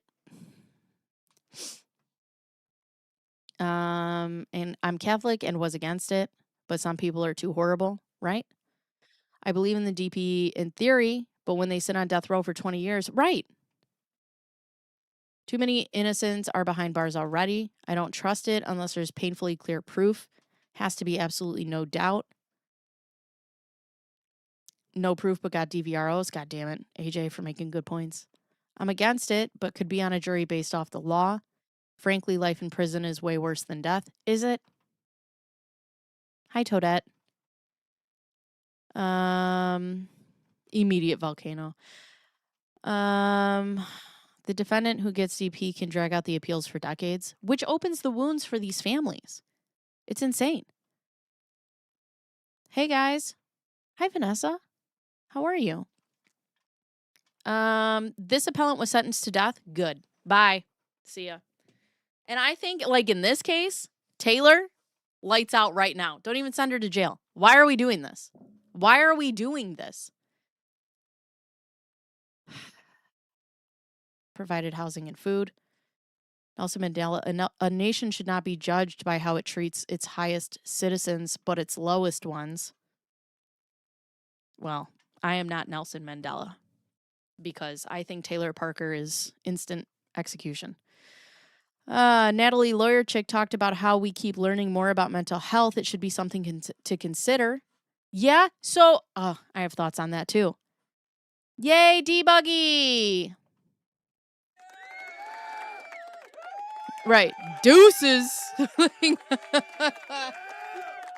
It's just like something like this. Like, why are we wasting her time, allowing her to appeal and whatever? With something like this, it's like just death immediately. Death immediately. I don't know. Direct appeal to this court is automatic. Appellant raises 25 points of error, finding no reversible error. We affirm appellant's conviction of sentence of death. Good. Then foster children. Angelfish, thank you.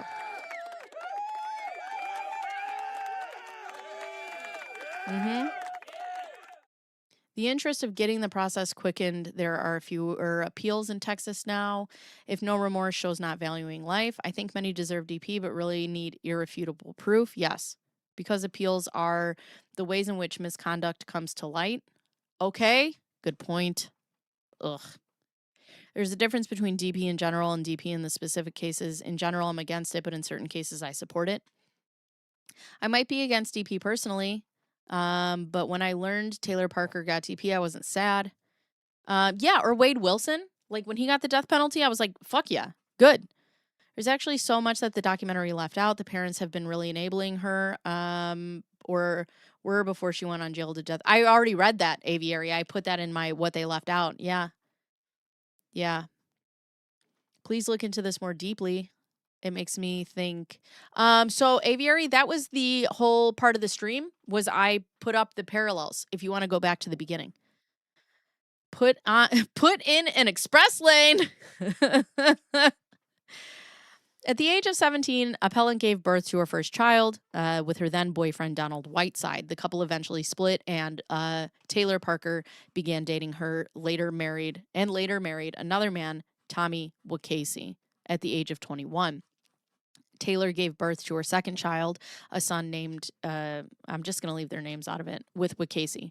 She had to be induced because of a condition called preeclampsia, a pregnancy complication characterized by elevated blood pressure and protein in the urine. Due to this complication, appellant decided to undergo a tubal ligation to prevent future pregnancy. A tubal ligation can, in some circumstances, be reversed.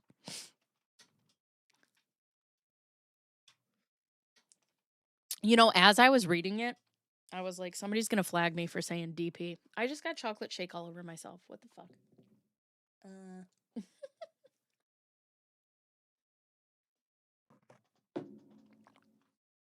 I don't know why it's leaking. It's like all over my face now too. Anyways, a tubal ligation eventually failed 2 years after birth to her son.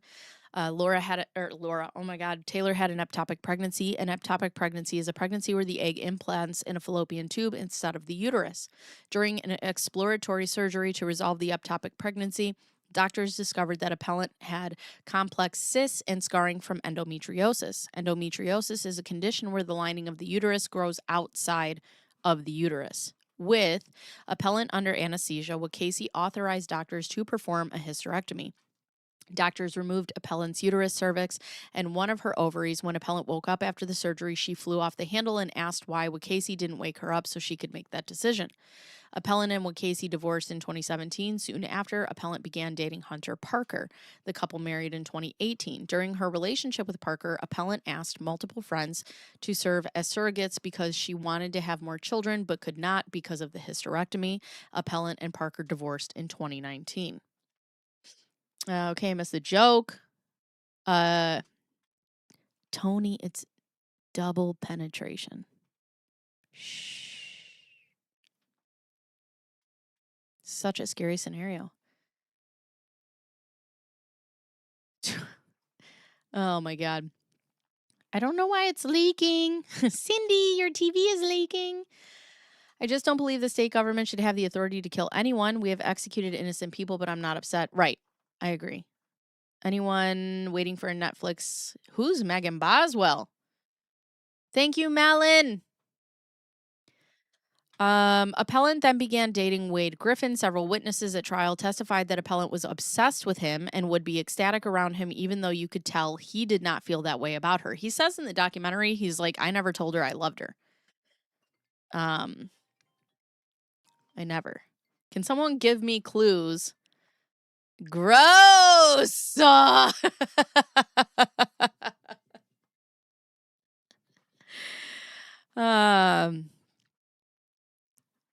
An ectopic pregnancy can be life-threatening. Too bad he approved it. So let's see. The state introduced evidence of several instances when appellant went to great lengths to keep Griffin in the relationship. Appellant told Griffin she was pregnant in January of 2020. In the following months, appellant purchased a silicone moon belly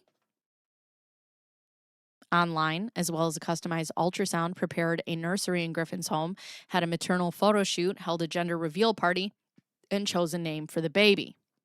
Well, that's actually funnier. I'm going to feign not enough tea. Not enough coffee? Appellant's original due date in late September of 2020 passed without appellant giving birth. Appellant told Griffin that she would be induced or have a C-section at Titus Regional Medical Center in Mount Pleasant, Texas on October 5th of 2020. On the morning of October 5th, Griffin's house caught fire. That's right, I forgot about that. His house caught fire while he was sleeping. So, there's that. All right, I gotta take this lid off and just drink this like a normal person because I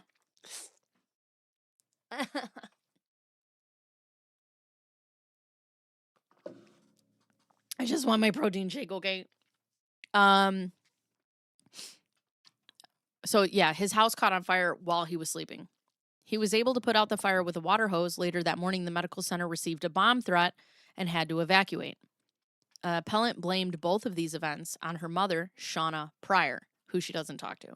And her mom claimed with the friends that she didn't say anything because she was too afraid to not see her granddaughter. Did they determine the cause of a fire? I don't think so. I do not think so. But she woke him up. Parapet, have you watched this? Because it's really good. You should watch it. I had an ex brag about DP, and it was as bad as you think. Not something I'd brag about.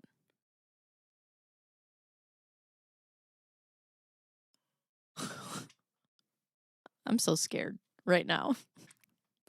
This chat is so unhinged all the time. Appellant told Griffin that in order to avoid her mother, she had decided to travel to Idabel, Oklahoma to give birth at McCurtain Memorial Hospital. On the morning of October 9th of 2020, appellant sent Griffin to drop off hogs in Winewood, which he went to go sell hogs. He gets there to the buyer, and the buyer's like, I didn't order hogs. And Wade's like, but you texted me. And the guy's like, sure didn't. And then to meet her at the hospital in Idabel. Instead of traveling to Idabel, appellant went to the home of Reagan Hancock, whom appellant knew was pregnant, and arrived at around 7:30 a.m. What followed was characterized by the states as a slaughtered woman in her home and a missing baby, a fetal abduction. The crime scene technician, Mark Sylvan, testified that Reagan was attacked in several places around the house, with multiple strikes in each location, and she continued standing and walking while bleeding. The assault continued while Reagan was on the floor. Another thing to note, her 3-year-old daughter was in this home. The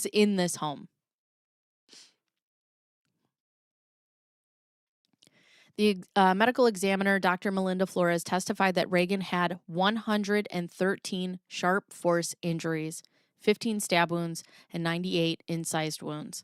2 wounds perforated Reagan's jugular vein. Several went all the way to the bone. Reagan also suffered 39 blunt force injuries, primary to her face and her head, as well as a broken nose and 5 skull fractures. Dr. Flores testified that the injuries to Reagan's head indicated that she may have been hit in the head by a hammer. Dr. Flores also testified that there was evidence of possible strangulation. Reagan lost so much blood in the attack that some of her wounds did not even bleed due to low blood pressure. Like, this is evil. Evil. Just like, and when you read something like that, you're like, this is just pure rage.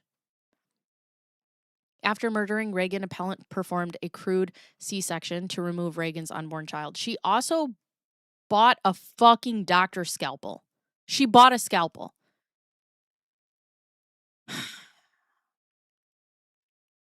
Right. And she jumped into his arm. Yeah, it was awful.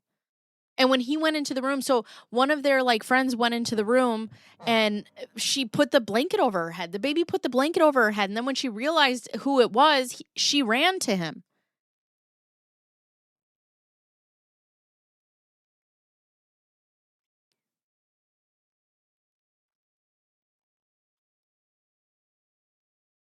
After murdering Reagan, appellant performed a crude C-section to remove Reagan's unborn child, Braxton.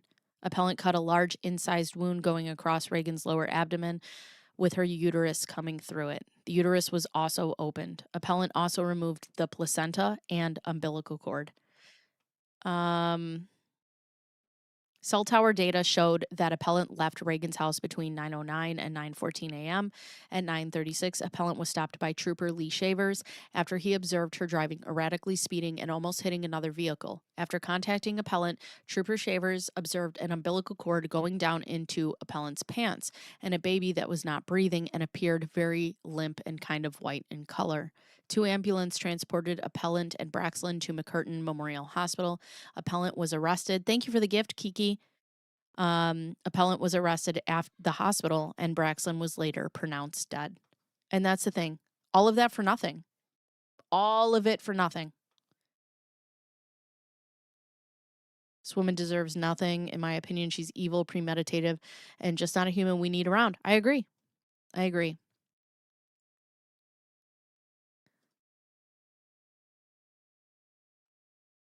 Moved to open an investigation. Which babies? What are you talking about? The horror of this is indescribable. Yeah. Yeah, it's awful. And and that's what one of the doctors said. The amount of pain that Reagan must have been in before she actually died is insane. Appellant was charged with capital murder. The state's theory at trial was appellant intentionally caused the death of Reagan, and appellant was then and there in course of committing or attempting to commit the offense of kidnapping Braxton. The jury found appellant guilty of capital murder and was alleged in the indictment and answered the punishment phase special issues in favor of the death penalty. I feel like this one, I could give the death penalty. Like if I was on the jury and I knew, well, you're not supposed to know the case. But like in this one, I'd be like, death right now. Right now. So number 2 is the sufficiency of the evidence. In her first point of error, appellant argues that the evidence is insufficient to support that the aggravating factor kidnapping or attempted kidnapping occurred. What? Appellant does not contest that the evidence is sufficient to show that she committed the murder of Reagan. Appellant only contends that the state failed to prove that Braxton was born and is alive for purposes of kidnapping or attempted kidnapping. Appellant asks this court reform the judgment of conviction from capital murder to first-degree murder. We overrule appellant's first point of error. They knew that that baby was alive. The baby had a pulse at the hospital. The fuck? What?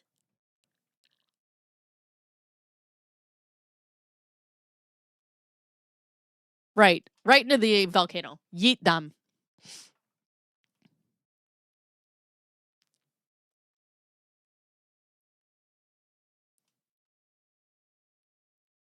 Unbelievable.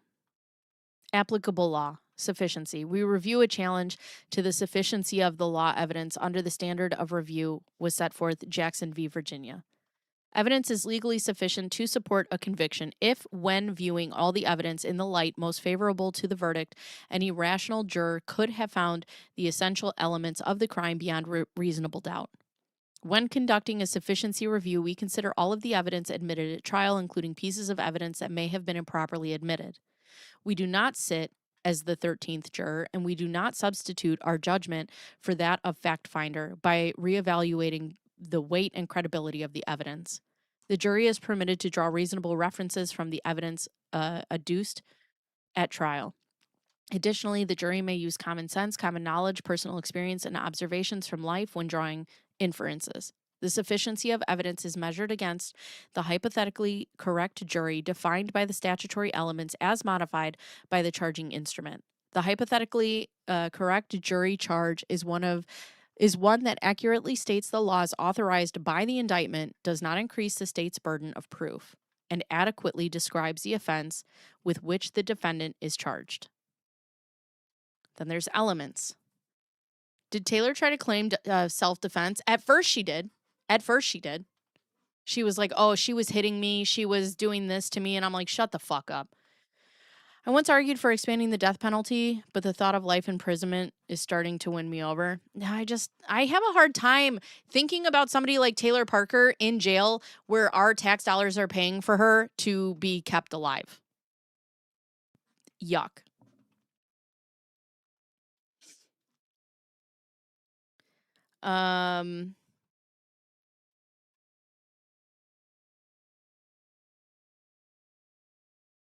If she wasn't going to kidnap, why? Right. Why? That's the whole reason she did this. A person who commits the offense of capital murder, if the person commits a murder defined under Section 19.2, the person intentionally commits the murder in the course of committing or attempting to commit kidnapping. A person commits the offense of kidnapping if he intentionally or knowingly abducts another person. Person is identified as an individual. Individual is identified as a human being who has been born and is alive. The baby was alive.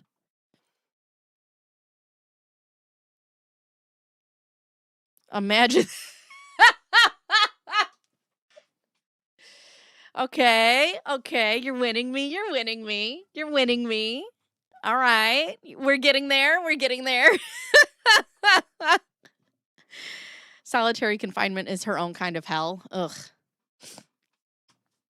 It bothers me so much. The baby aspect of it. I mean, the whole aspect of it. I can't with children. I can't. A person commits the offense of criminal attempt if, with specific intent to commit an offense, he does an act amounting to more than mere preparation that tends but fails to effect the commission of the offense intended. We have construed the attempt statute to draw an imaginary line that separates an act that amounts to no more than mere preparation from an act that tends but fails to effect the commission of the offense. The precise intent of Section 1501 is to punish action for the intended offense while allowing intervention before an act which could constitute the offense itself occurs. Appellant does not challenge the sufficiency of the evidence to support the murder of Reagan. Instead, appellant only challenges the sufficiency of the state's evidence to show that Braxton was born and is alive during the kidnapping or attempted kidnapping.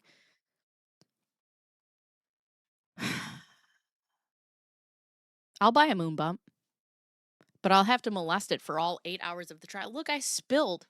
God, I'm such a slob. And was raised by the father.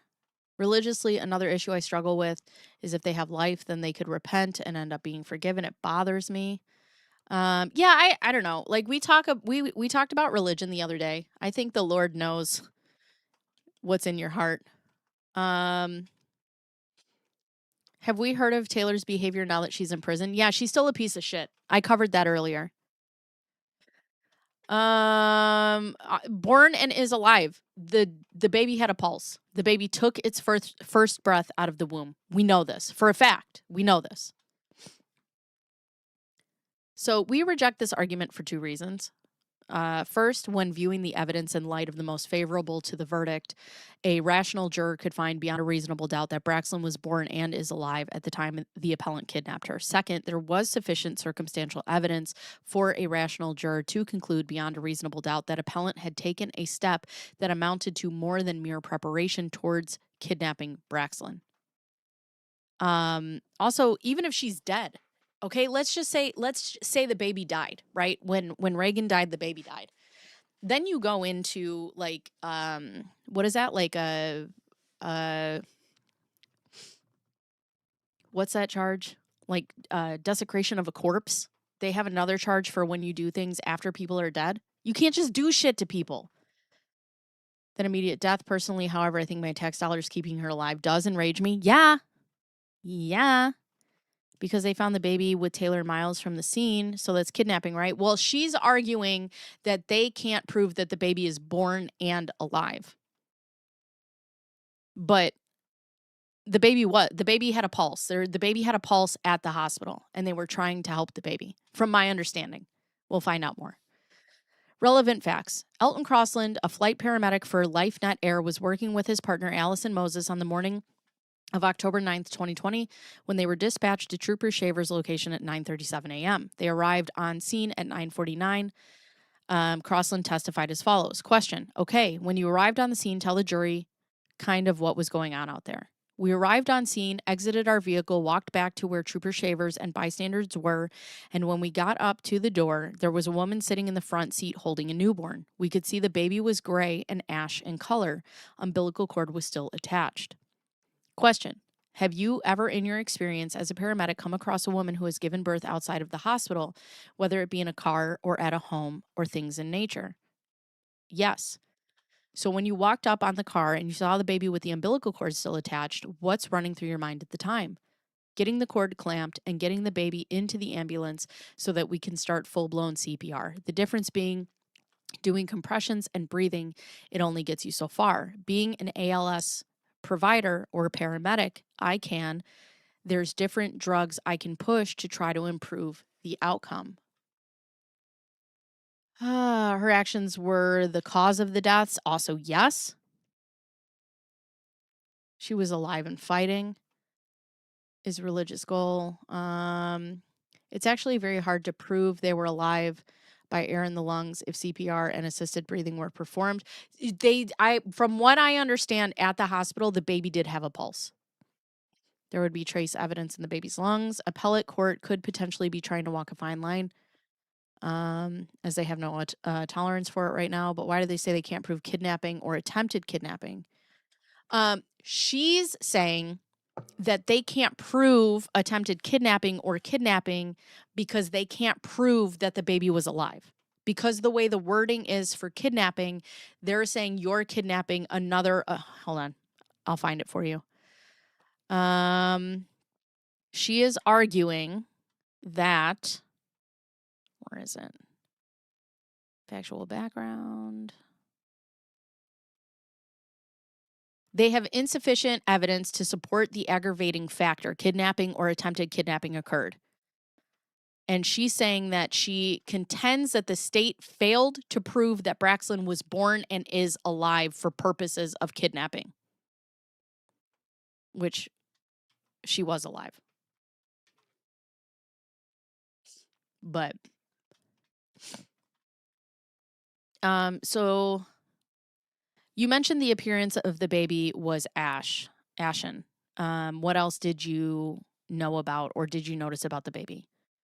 The amniotic fluid that was still on the baby was dried and flaky, signaling to us that the baby wasn't just born. It had been at least several minutes. And a baby that has been just born, what were you expecting to see? Ideally, when we show up, we could see a baby that was kind of pinkish in color and crying. And the woman holding the baby, she was still sitting in the car. Yes. When you got there, okay, and she was identified to you as Taylor Parker. Yes. What was she doing when you got to the scene and when you walked up to the car and saw the baby? When I walked up to the car, she seemed pretty calm, and she was, to us, she was very adamant that if we took the baby, it had to go to Ida Bell, and she seemed fairly calm.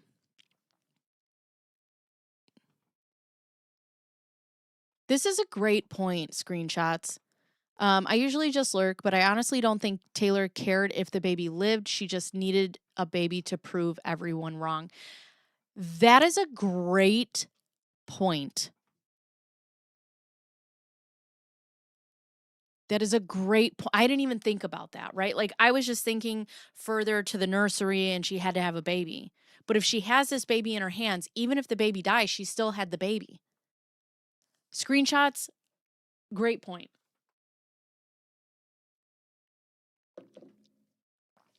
I don't think she had any intention of keeping the baby alive. I also just like we talk about this all the time. It's always about immediate gratification. She doesn't think about what comes next, right? She only cared about proving people wrong. Wow. I didn't even think about that. And when you asked her about how she had the baby or more circumstances, what did she tell you? That she was driving down the road, felt her water break, and the baby just came out. And when you heard her say that, what was your impression that the baby was your impression that the baby was born in that car that she was sitting in? No. And why not? The birth of a baby is not very neat or clean process. There was no blood or amniotic fluid in the car or even in the seat where she was sitting. To us, it was obvious the baby was not born in that car. Braxton had not been born in appellant's car, was later confirmed. When you cut the umbilical cord, what did you notice? That normally when you cut it, you get a small amount of blood in it. And when it's clamped, even when it's clamped, but when we cut it, the blood seemed like it separated already, kind of the serum from the plasma, and almost looked like it had blood clots in it. And what did you think about that? Why was that unusual? It told us again, it reasserted to us that it had been several minutes since the baby was born. It was not recent. And we know it was about 40 minutes. Yeah, this is absolutely evil. Evil. Proving people wrong and being right. And just to think that she, AKA Taylor, how much sympathy she would get from everybody if the baby died. Right. Right. Continued escalation. Yep.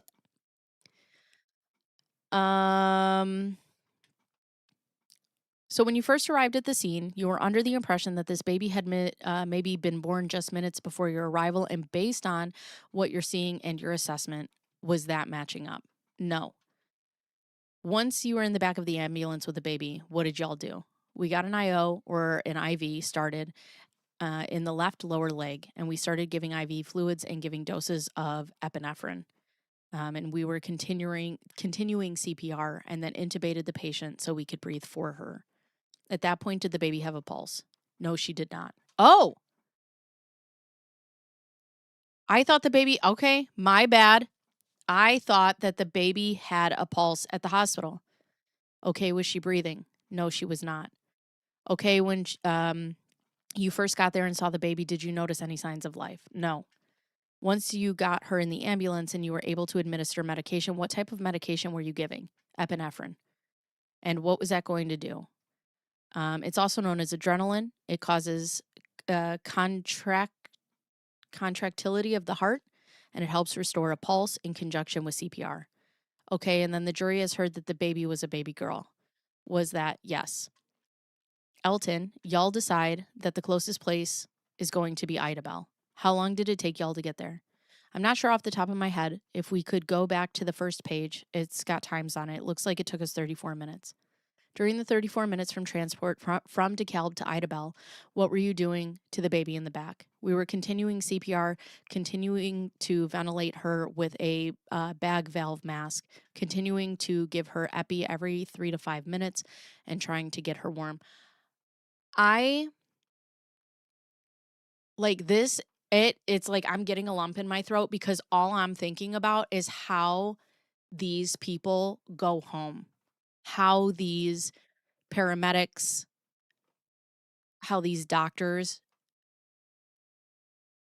how this affects them. Like putting all these things, like I get it, you're in adrenaline mode and you're doing what you need to do, but when that all calms down and they go home, like and just imagine, like they're just doing all this work on just this tiny little being. It's awful.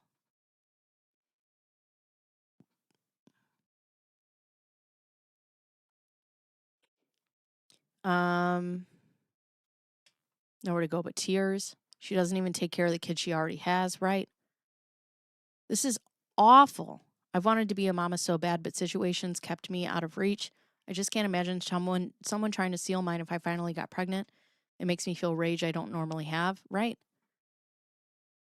This is awful.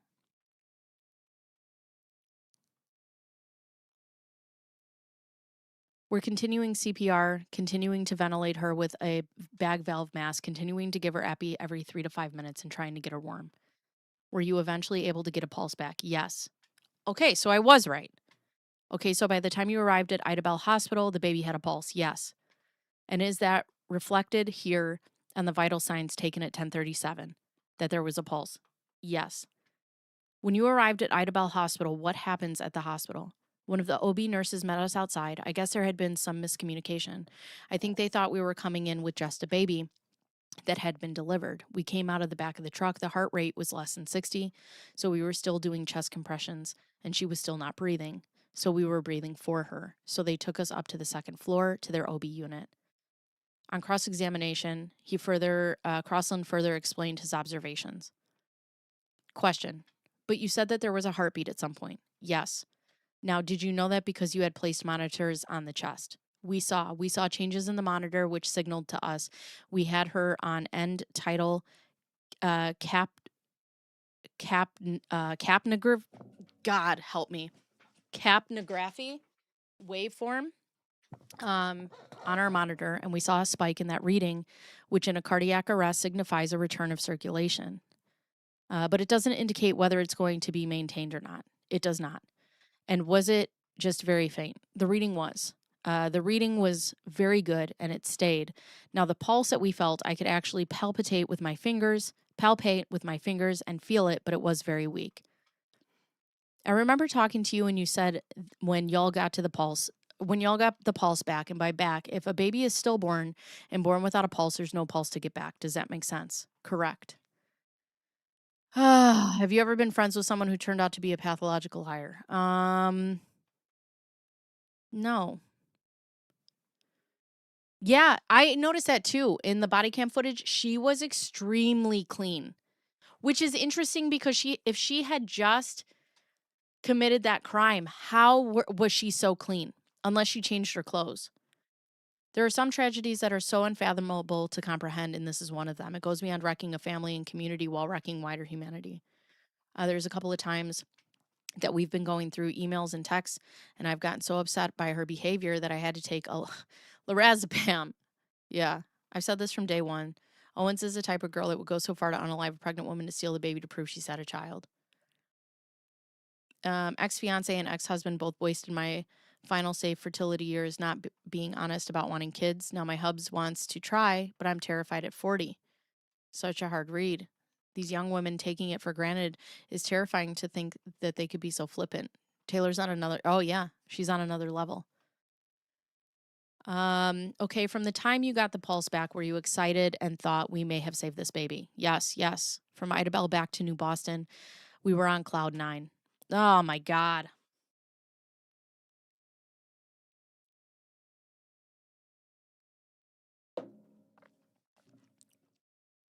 We thought we had done something that, in all honesty, we thought was futile from the time we left the scene, but it's a newborn. We've got to do something. So when we got a pulse back, we thought, wow, so this is awesome. And that last question that you were asked, that the baby was never alive, you don't know what the baby's condition was when she was taken via C-section from her mother's womb. No, I do not. You saw the baby at a time later, and your testimony was the conditions were that she had not just been born. That's correct. And if medical records reflect that the baby's time of death was sometime around 1:00 p.m., the baby was alive from when you got the heartbeat back and in the ambulance to the time that she was declared deceased. Yes. I often ask that, and me and Flux had this conversation because Flux wants to be a defense lawyer. I could never do it. But it takes a certain type of person because you have to be able to do it. I couldn't. I could not be a defense attorney for this.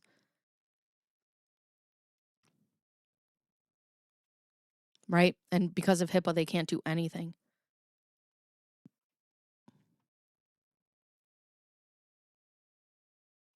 Oh, I didn't even think about that. The medical records about the hysterectomy because she was in Texas. Right. Crossan's testimony was corroborated by Dr. William Herron, the only doctor in McCurtain County, Oklahoma, that delivers babies. Dr. Herron testified that he had 41 years of experience in a medical field, all at McCurtain Memorial Hospital. Dr. Herron received a call to come into the hospital on the morning of October 9th of 2020 while still at home. Braxton barely had a pulse and no spontaneous respirations when Dr. Herron arrived. Dr. Herron testified, okay, Dr. Herron, in your training and experience, an infant 7 pounds, approximately 35 weeks gestation, is that an infant who, absent any condition, is viable? Yes. There, it also notes at 10:50, the pulse was 58. It says pacing. Is that because of the external pacemaker? Yes. Okay, doctor, the questions I'm about to ask you are based on the things that you have been asked of other witnesses in the courtroom over the past couple of weeks. The baby was, as we know, was brought to the hospital there at 10:26, 10:27, and based on the information given by Taylor Parker to law enforcement at 9:36, she tells that the baby is about 35 minutes old. So I'm telling you that information to ask you that if, according to Taylor Parker, the baby was, this is being generous, born at about 9 a.m. Yes. You defend this client by making sure that the rules of the procedure are followed and that the defendant receives due process. I know, asking questions about the baby, like I don't know if I could do it. You could break HIPAA law if somebody committed a crime, but they couldn't do it before. Making sure prosecution does their job right, yeah. I've never heard her ask how the baby was in the show. Did she know the baby? Yeah. And now that proves more. I don't think she cared. The conflict with HIPAA is that most providers are also mandatory reporters, so it's a fine line, but one worth walking. If she cared, she would not be insisting on a further hospital once she saw the baby was dying. Also true. Also true. I remember you telling me that the time span of maybe 40 minutes from 9 o'clock to 9:40, 9:45 when life not arrives is, if that baby had been dead the entire time, do you believe they would have been able to get a pulse back? No. I remember that you told me essentially logic tells you that the baby was alive because they were able to get a pulse back. Yes. And later on redirect examination. Okay. So back to my original question to you on direct about if the baby was born deceased at 9 a.m. and the paramedics were not administering these life-saving efforts until after 9:45. In your expert opinion, do you believe they would have revived a stillborn or deceased baby? No. Dr. James Scales, a physician in obstetrics and gynecology at the Genesis Prime Care Clinic, also testified for the state.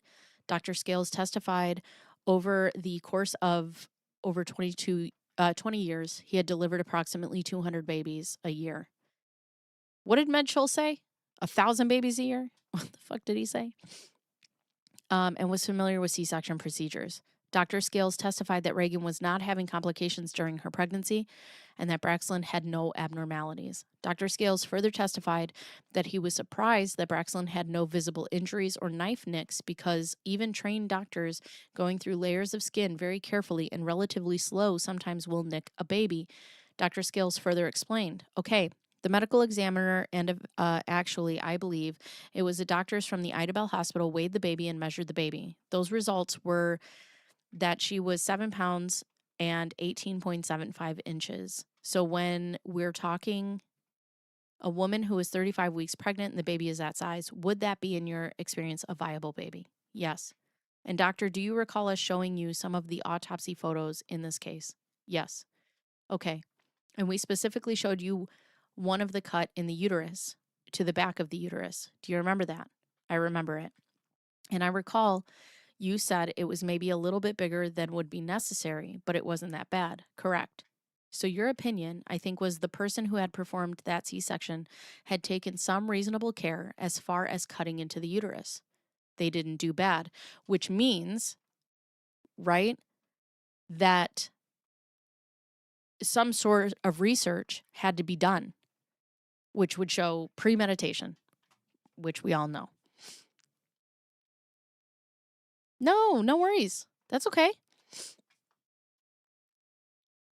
Lastly, the state called Shauna Ray Yeager. While Yeager was held at Bowie County's bi-state jail, she met appellant. Yeager was a jail trustee who helped do laundry. A trustee is an inmate who displays good behavior and is permitted to assist with jail operations and move about the jail. Due to her trustee status, Yeager was able to speak to appellant, which is Taylor Parker. Yeager testified the following about her conversations with appellant. Did Taylor Parker discuss with you that she had convinced her boyfriend, Wade Griffin, that she was pregnant? Yes. And did she give you a lot of detail on that, or did she just tell you that she had convinced him she was pregnant? Not a lot of detail, but that he believed her and that he believed she was pregnant. She's believable, isn't she? Very believable. All right, I want to talk to you about, did Taylor Parker tell you about when she went to cut the baby out of Reagan Hancock? Did she tell you about that? Yes. All right, I think you said that started with a knife. She started with a knife, so she started with a knife that was there and it didn't work as well as she wanted it to. So she went to her vehicle where she had some sort of kit that she used on animals and it had a scalpel.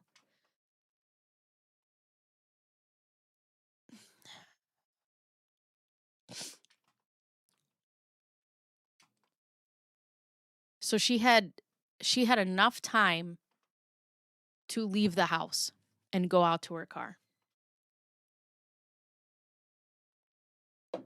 Fucking bitch. All right, so she had the scalpel, and did she use the scalpel to finish cutting the baby out? Yes.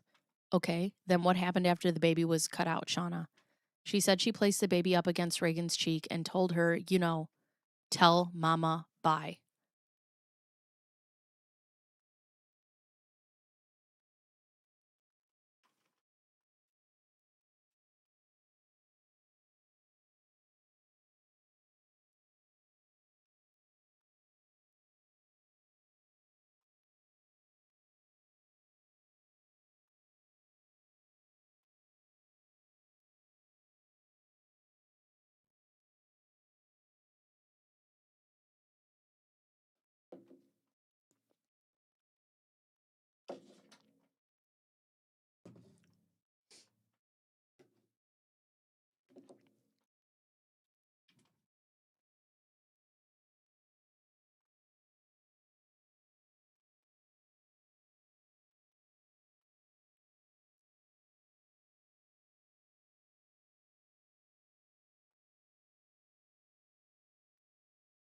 I don't even know what to fucking say.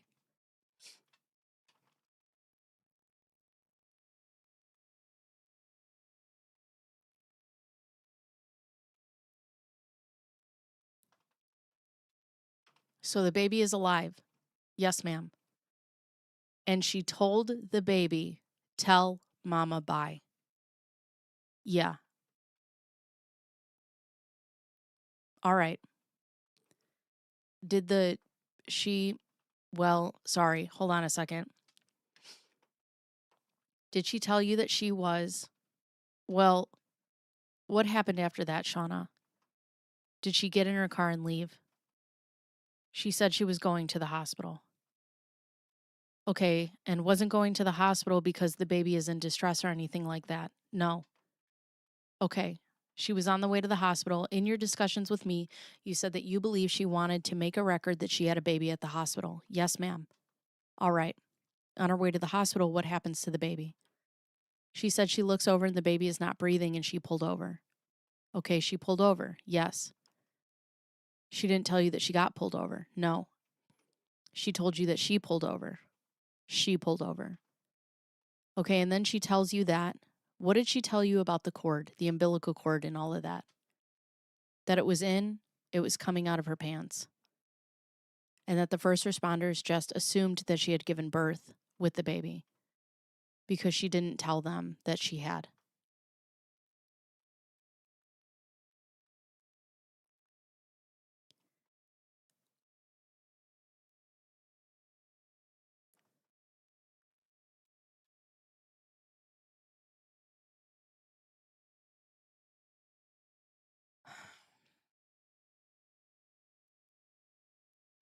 She didn't say that she told them, said that they just assumed based on the umbilical cord.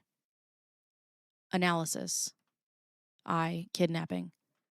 The evidence presented at trial when viewing in the light of most favorable to the verdict was sufficient for a rational juror to find beyond a reasonable doubt that Braxton was born and is alive at the time appellant kidnapped or attempted to kidnap her. Based on Crossland and Dr. Heron's testimony, a rational juror could believe beyond a reasonable doubt that Braxton was not born in the vehicle. Crossland testified that the amniotic fluid on Braxton was dried and flaky. Furthermore, Crossland testified that when the umbilical cord was cut, the blood in the cord was already separated and clotting.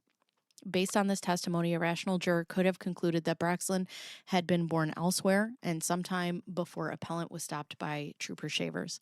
A rational juror could have also believed that the LifeNet paramedics were able to restore Braxton's heartbeat. Crossland testified that the heartbeat monitored on end tidal capnography waveform signified a return of circulation. Dr. Heron also testified that Braxton barely had a pulse when she arrived at the hospital.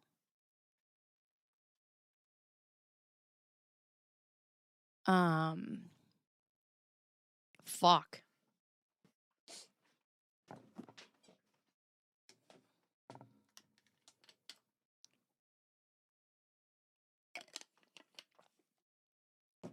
Based on this testimony, a rational juror could have concluded that Braxton was born alive.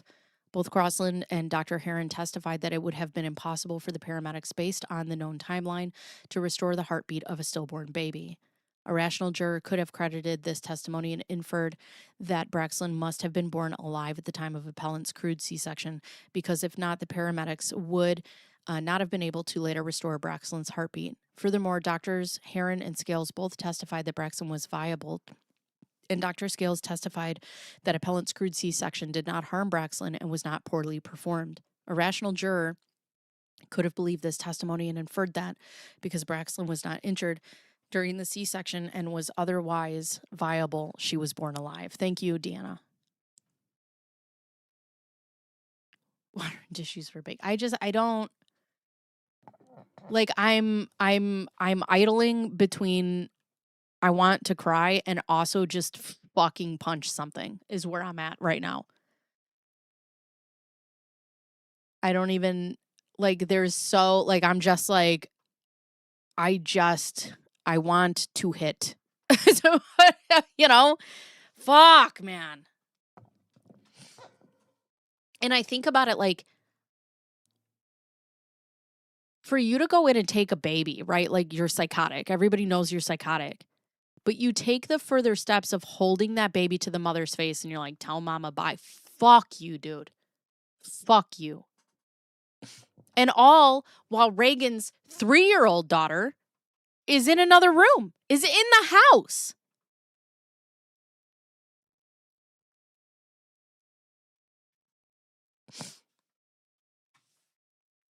Moreover, a rational juror could have also believed Yeager's testimony and accredited appellant's confession that Braxton was born alive. Yeager testified that appellant, after performing the C-section, placed the baby up against Reagan's cheek and told her, tell mama bye. Afterwards, Yeager testified that appellant took Braxton to the hospital, but did not do so because Braxton was in distress. A rational juror could have inferred from appellant's actions that Braxton was born alive at the time of the C-section, because appellant would not have told stillborn baby to tell mama bye or taken a stillborn baby to a hospital. Right, hiding under the covers because she was fucking petrified.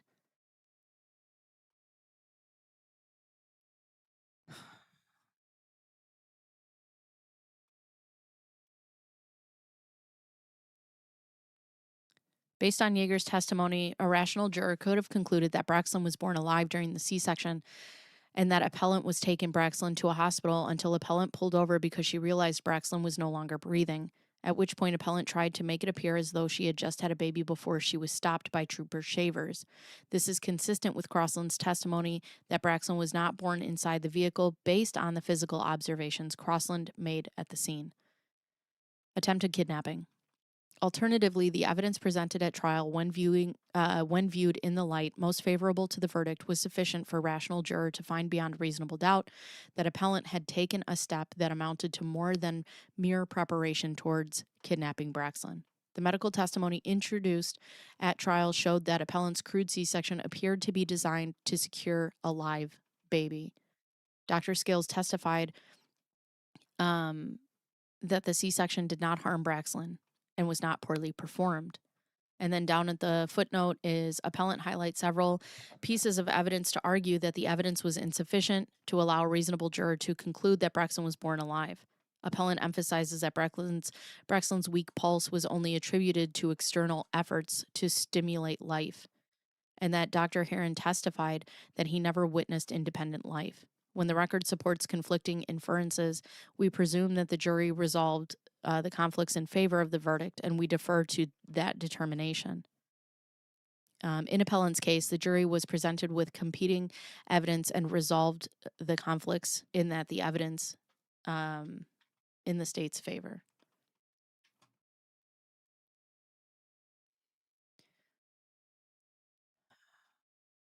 It didn't look like Taylor's behavior at the stop was faked, just her reason for it, which is even more scary.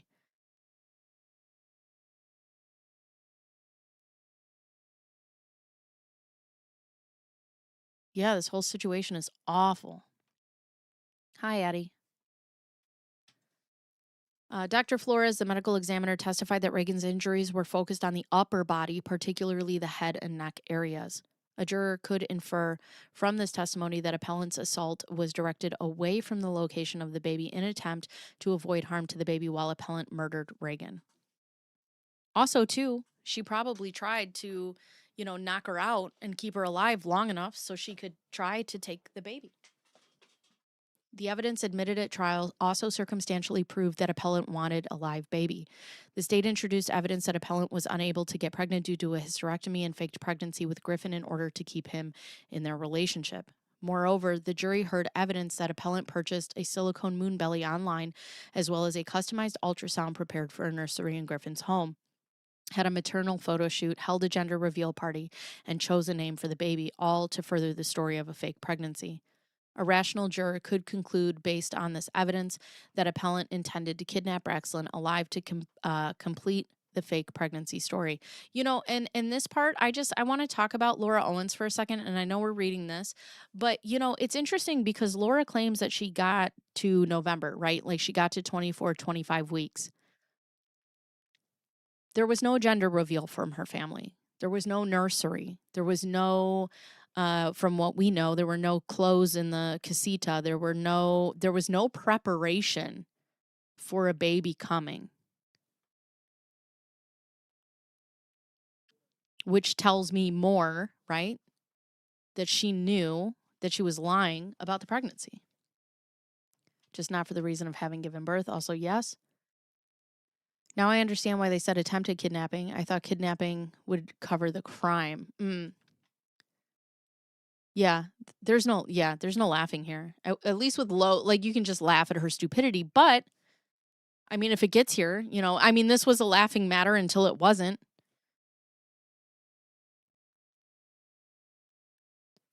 In sum, the evidence was sufficient for a rational juror to conclude that the appellant was attempting to kidnap Braxton. Appellant's crude C-section was an act that amounted to more than mere preparation that tended to effect a kidnapping. Even if Braxton was not born and is alive, appellant simply failed to effect the commission of the offense of kidnapping.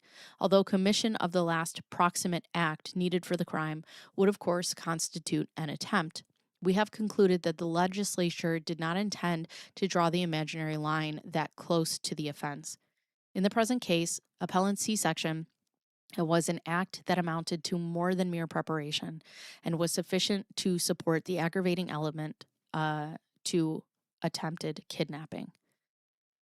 Conclusion. When viewing the evidence in light most favorable to the verdict, a rational juror could find beyond a reasonable doubt that Braxton was born and is alive at the time of the appellant kidnapped her. Alternatively, a rational juror could find beyond a reasonable doubt that appellant attempted to kidnap Braxton. Consequently, the evidence is sufficient to support appellant's judgment of conviction for capital murder. Appellant's first point of error is overruled. Good.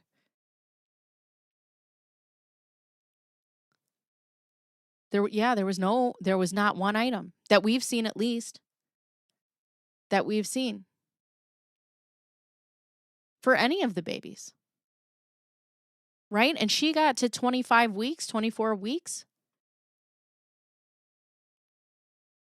You would have bought at least a few things, maybe a gender reveal if she knew, what she was having. You can't convince me that Lo wouldn't have a gender reveal party, making it all about her. Hi, Wendy. Change of venue. In her second and third points of error, appellant contends that the trial court erred by denying her motion for change of venue. Specifically, appellant argues that the trial court erred under Code of Criminal Procedure point of error 2 and violated her rights under the Due Process Clause point of error 3 by denying her motion for change of venue. We overrule both points of error. Point of error 2, Code of Criminal Procedure. A change of venue may be granted if the defendant establishes that there exists in the county where the prosecution is commenced so great a prejudice against him that he cannot obtain a fair and impartial trial. When a defendant seeks a change of venue based on publicity about the case, she must show that the publicity was pervasive, prejudicial, and inflammatory. Widespread publicity by itself is not considered inherently prejudicial. The defendant must show an actual identifiable prejudice attributable to pretrial publicity on the part of the community from which members of the jury will come. We review a trial court's ruling on a motion to change venue for abuse of discretion and will uphold the trial court's decision if it is within the zone of reasonable disagreement. The two primary means of discerning whether publicity is pervasive are the hearing on the motion to change the venue and the testimony of veneer members at voir dire. And the only reason I know how to say voir dire is because I listened to Emily D. Baker. Oh, maybe that's what was in the garbage bags. Yeah, my dad's a bachelor onesies. Definitely a onesie of some sort. I'm quietly listening with you guys. I bought stuff during both my daughter's pregnancies. Family members buy stuff for the baby too. That's a good point. That's a good point. In Tracy, this court reviewed a challenge to the denial of the motion for the change of venue in the death penalty case originating from Bowie County, the same county that appellant's case originates from. The defendant in Tracy murdered a correctional officer at the Barry B. Telford unit in New Boston. On appeal, the defendant argued that there was excessive and prejudicial pretrial publicity in Bowie and that Telford unit, where Officer Davison was employed, is an important economic entity in Bowie County, creating a likelihood that a fair and impartial trial would be impossible. The defendant filed a motion for change of venue supported by 2 affidavits. The state filed contravening affidavits in its response to the motion. At a hearing on the motion, the defendant called Brent McQueen, a fact investigator for the defense. The state called 2 witnesses in rebuttal, Bowie County and Bowie County Precinct 2 Commissioner Tom Witten. I don't care about this. This is about the other case. So, we get it. She's never made any money. Good job. Yeah, that's a good point. She has a photo shoot of her dating apps. She would totally have had a maternity shoot. Absolutely. Absolutely. I wonder if Jan got Ron. You know, a lot of people say this. A lot of people.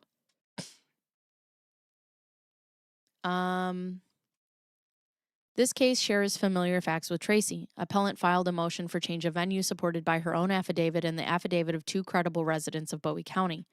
The state opposed the motion with its own contravening affidavits. At a hearing on appellant's motion, McQueen, the same investigator as in Tracy, testified about the media coverage in appellant's case. including news articles in the Texarkana Gazette. Appellate introduced evidence of comments and interactions on various Facebook groups made by social media users from Bowie County. Okay. In rebuttal, the state called 3 witnesses: Lance Klein, the lead investigator in appellant's case; Lance Hall, the Bowie County emergency management operator; and Robert Brueggerman, the mayor of Texarkana. Both Hall and Brueggerman testified that they believed without a doubt that a fair and impartial jury could be seated in Bowie County. Hall also testified that the reporting was accurate, and Brueggerman testified that the Gazette required a subscription, so members of the public without a subscription would not be able to access Gazette's articles. And that's the thing, right? You could know the facts of the case. Oh, boy. You're not supposed to know anything about the case, but, I mean, if it's in the news, like, you could hear about it and still be on, a jury. Like in Tracy, the record establishes that the media coverage was not pervasive, prejudicial, or extensive, and it did not permeate the Bowie County community to such an extent that a fair and impartial trial would be impossible. The trial judge acted within the zone of reasonable disagreement in denying the motion to change venue based on the presence of media coverage. Consequently, we cannot say that the denial of appellant's motion to change venue was an abuse of discretion. And this error is overruled. So good, fuck you. Due process. The Sixth Amendment secures to criminal defendants the right to trial by an impartial jury. And then this goes on to another citing of another case. Another case.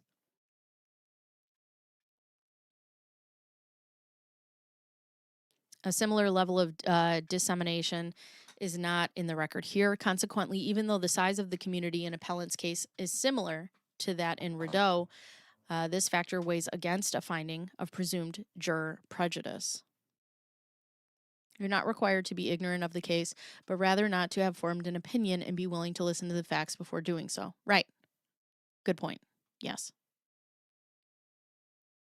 And you're only allowed to make, and some people can do that, right? Like some people can go into a case and know what they know, and then it's you have to adhere by the rules of the court, and the rules of the court is you can only judge based off of the information and the evidence that is provided to you in that court.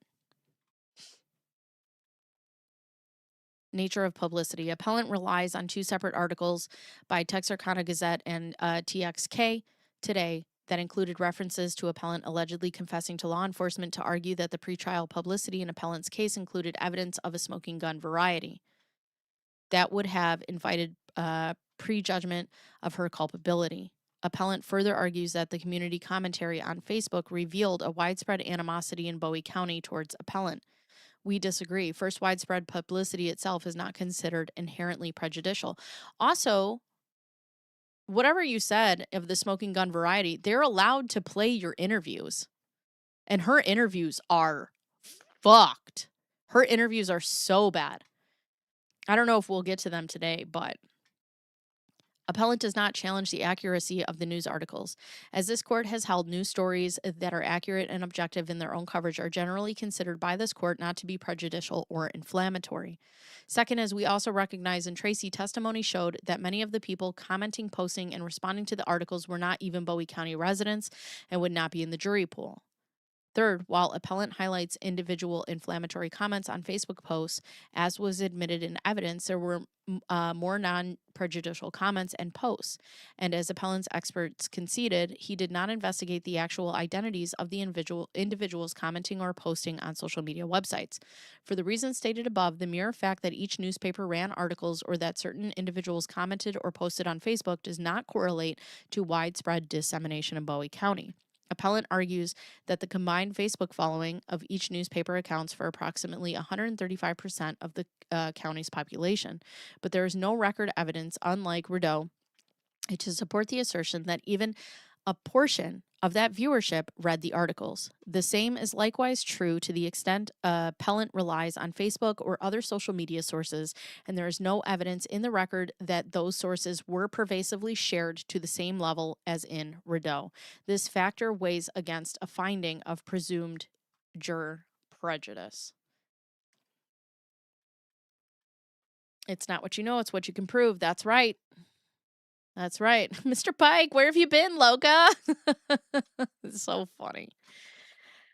Appellant argues that the gap between the offense and the appellant's trial, a gap of less than 2 years, is not similar to the 4-year gaps we recognized in Rideau as sufficient to diminish the effect of pretrial publicity, but a period of nearly 2 years has been recognized by other courts as sufficient to allow the decibel level of publicity about the crime themselves to drop and community passions to diminish. Carmen, thank you.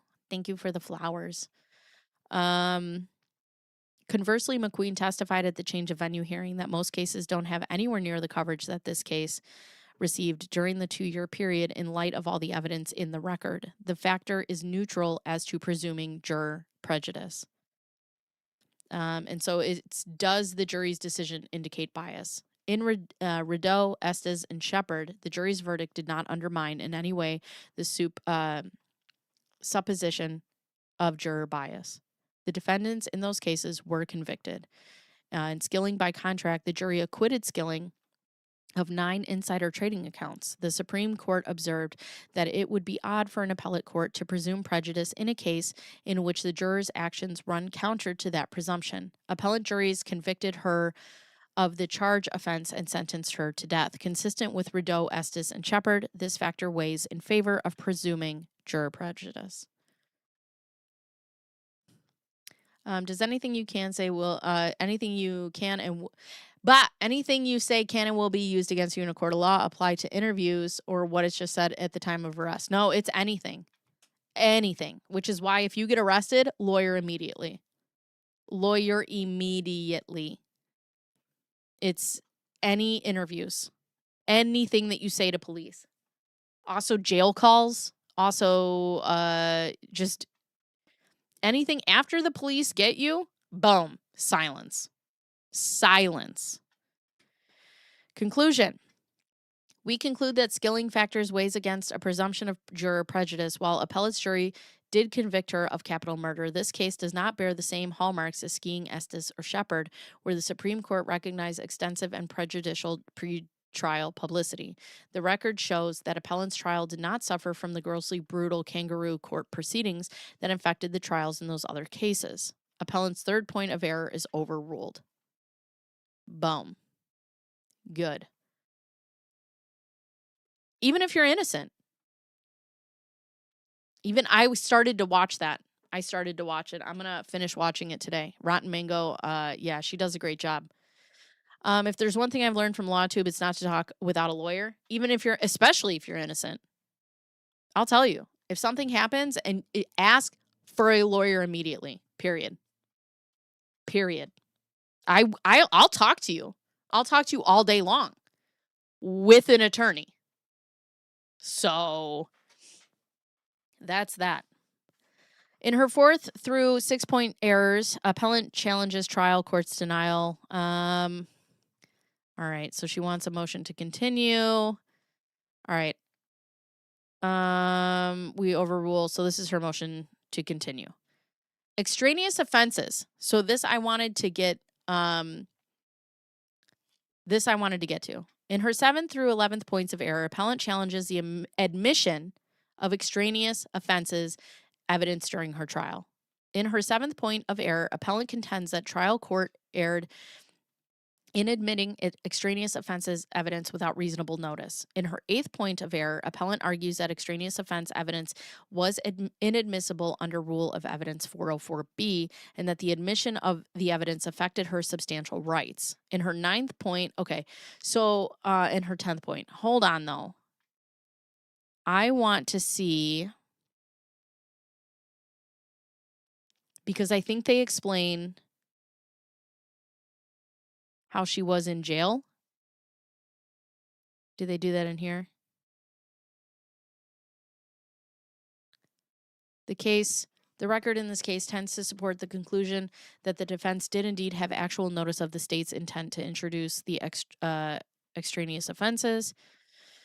However, this admissible in court, the mistake of evidence. I don't know what else we'll see. Let me see. Hold on.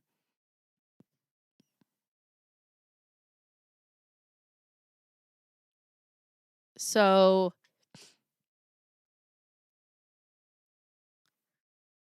relevance of fact of consequence in this case remains free of any. The admissibility of evidence is within the discretion of the trial court and will not be overturned absent an abuse of discretion. This is to say, as long as the trial court's overruling was within the zone of reasonable disagreement, and the appellate court should affirm. A trial court's ruling will generally be upheld if the evidence shows that extraneous transaction is irrelevant to material non-propensity issue, and the probative value of the evidence is not substantially outweighed by the danger of unfair prejudice. In her briefing, appellant challenges 4 pieces of admitted extraneous offensive evidence. 1. Evidence that appellant asked witnesses to be surrogates for 6-figure compensation. 2. Evidence that appellant claimed to be the heiress to a syrup fortune. Go to hell.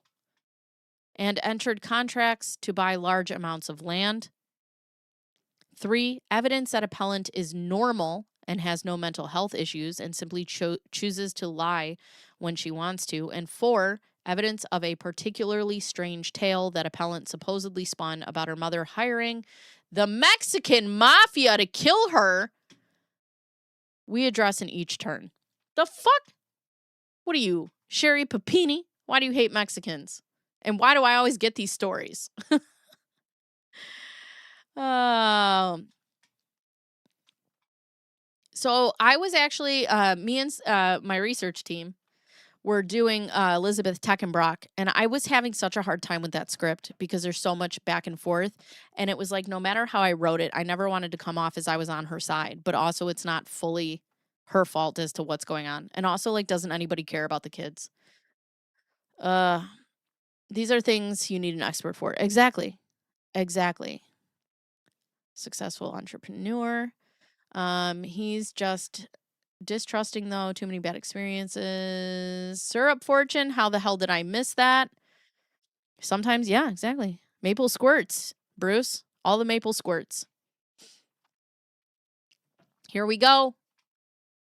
At trial, the state introduced evidence from Abby Bell and Michaela Curtis, who both testified that appellant asked them to be surrogates in exchange for money. The trial court could have reasonably concluded that evidence was admissible as evidence of appellant's motive and intent. The evidence at trial showed the appellant underwent a hysterectomy that was authorized by her then husband, Wakasey, due to medical complications during an ectopic pregnancy. After she divorced Wakasey and married Parker, she was unable to get pregnant and sought surrogates because she wanted more children.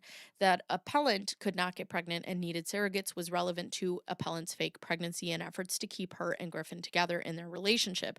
It was within the zone of reasonable disagreement for the trial court to conclude that surrogacy evidence was admissible for the permissible purpose of establishing appellant's motive and intent for murdering Reagan and kidnapping Braxlin. So there's that.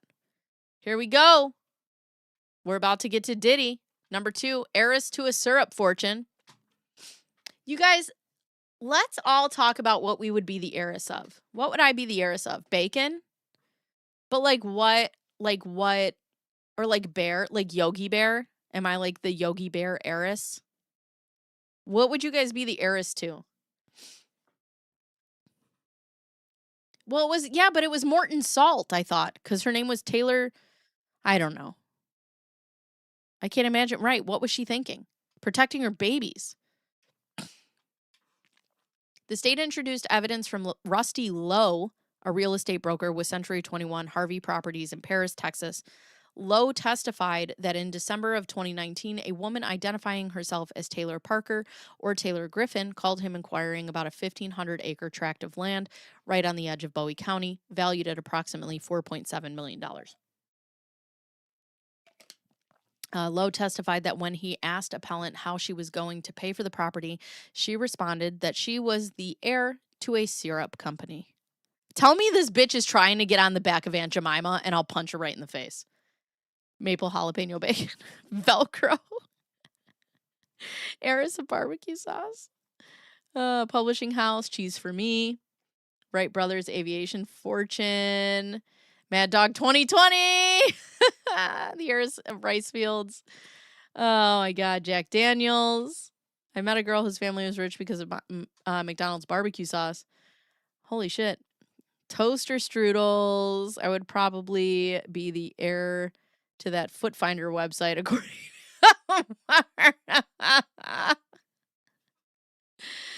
to Nando's. Heiress of Big Glasses Company.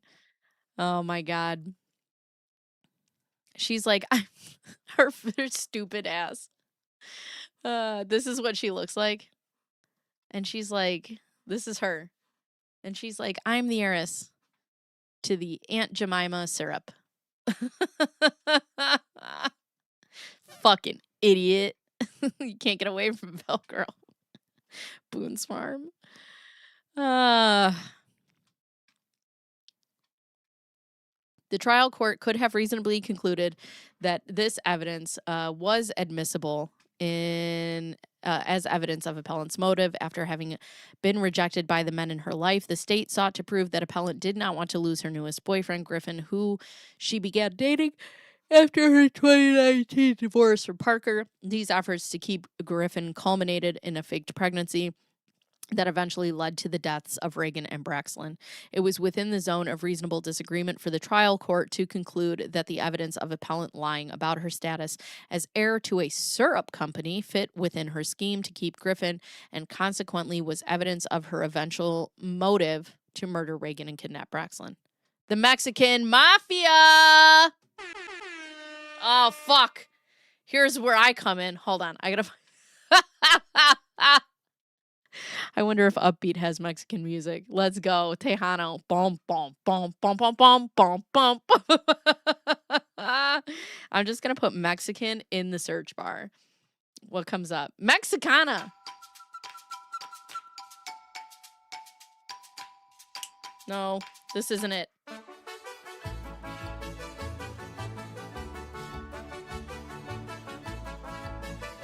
Oh my God. This is for my people. How of y'all haven't heard of this case by now? Yeah, I haven't. Hi, Amber Skyflowers. How are you? Oh, my God. My grandmother had a job where she got to work with Mr. Rogers. That's awesome. Oh, God. Here I come. The Mexican Mafia. That's me. Bacon's cousins enter the chat. Bum, bum, bum, bum, bum, bum, bum, bum, bum, bum. Ass Farm. At trial, the state called Angela Pate, whose husband is a distant relative of Griffin's. Pate spent a lot of time with appellant, and appellant told Pate stories about her life. One story involved appellant's mother, Pryor, who didn't like Wade. According to appellant, Pryor hired the Mexican Mafia to kill appellant. Let me tell you something. Let me tell you something right now. Mexicans are some of the most fucking hardest working people out there, okay? If you hire us for a job, we're gonna fucking get it done. So that should have been your first clue that there's no Mexican Mafia, because this bitch is still alive.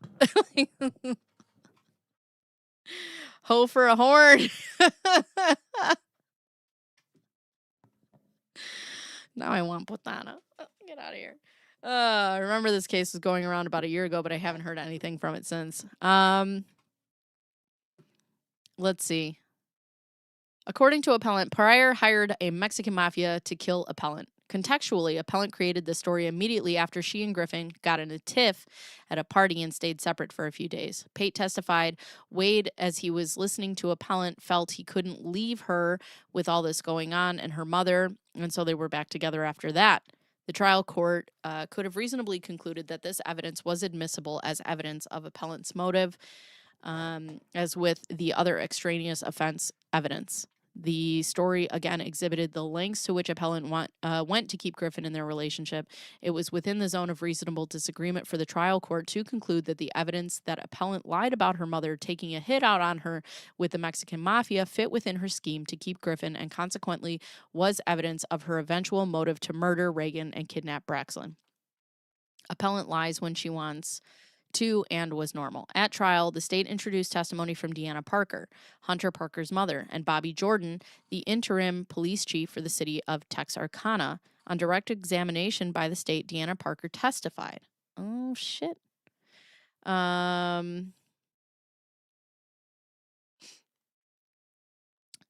So she knows when she's lying. Absolutely, yes, she does. Jordan testified. Did she seem normal? That's the word they've been using. Did it seem pretty normal to you? She seemed normal.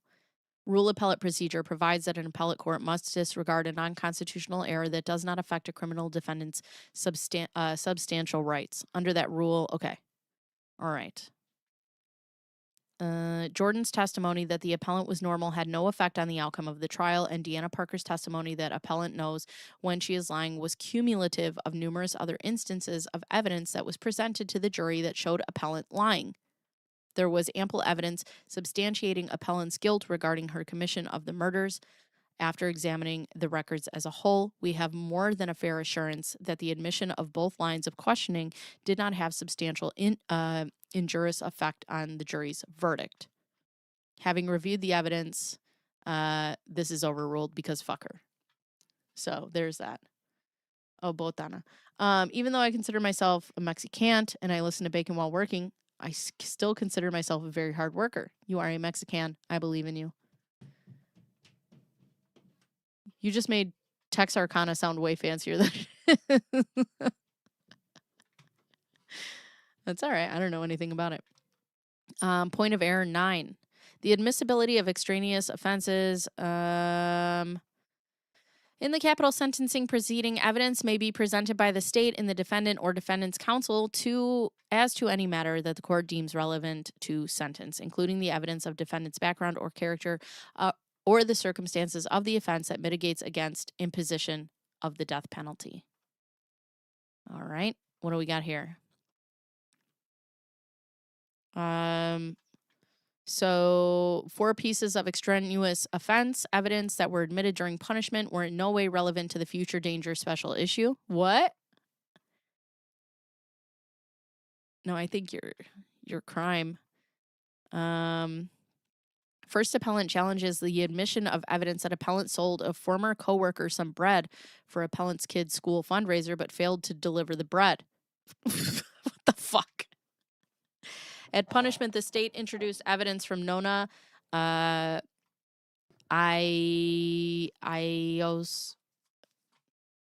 gonna ruin that. Appellant's former coworker at Genesis Prime Care testified that she purchased $14 of bread from appellant through a fundraiser, but appellant was terminated from her job. Appellant never delivered the bread and returned her money. It was within the zone of reasonable disagreement for the trial judge to conclude that evidence that the appellant committed theft was relevant to future dangerousness of special issue. I think it's all relevant, right? Like, in my opinion, it's all relevant that you're just a 24-hour piece of shit. 24 hours, 7 days a week. Next, appellant challenges evidence that she claimed to be an heiress of the Morton salt fortune. At trial, the state elicited testimony from Melissa Mason, appellant's former supervisor, who testified about appellant's history of untruthfulness. Appellant's claim to Mason that appellant was an heiress of the Morton salt fortune, a lie about her family background, told to an employer, also arguably related to the future dangerousness special issue because it fit within the state's theory at trial that appellant had a propensity for not telling the truth due to her psychopathic traits. Appellant had a propensity to claim things to manipulate regarding finances to her benefit, was linked to her psychopathic traits. Appellant challenges evidence that appellant once cursed at her grandmother as a teenager as evidence that she asked for a bigger desk at work. As before, the admission of evidence is reviewed for harmless error under rule of appellate procedure. The gruesome nature of the crime and the state's additional punishment phase evidence provided ample evidence to support the jury's answers to the special punishment issues. What the fuck does that have to do with anything? Having viewed the challenged evidence in appellate's briefing, we conclude that there was either no trial or court error, that presuming error, we have more than a fair assurance that the error did not have a substantial and injurious effect on the jury's verdict. All right.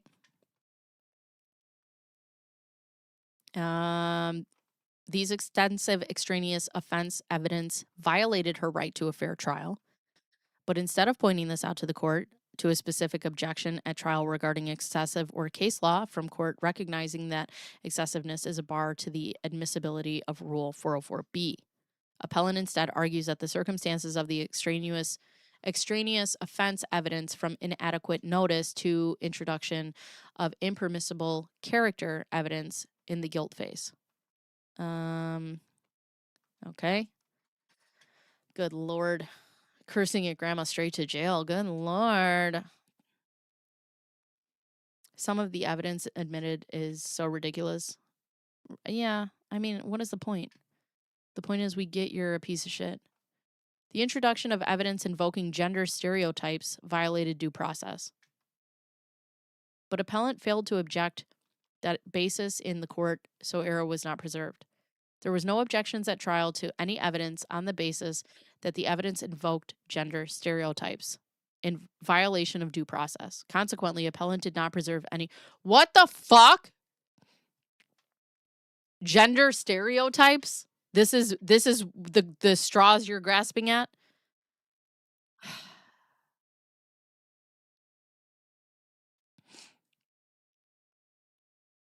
Good Lord. She challenges the omission of a recorded 911 call made by Reagan's mother. Fuck you, dude. Jessica Brooks, point of error 12. 2. 28 crime scene photographs, point error 13. A video of Reagan's body. 62 photographs of Reagan's autopsy. 3 photographs of Braxton's autopsy. 2 additional photographs of the deceased infant.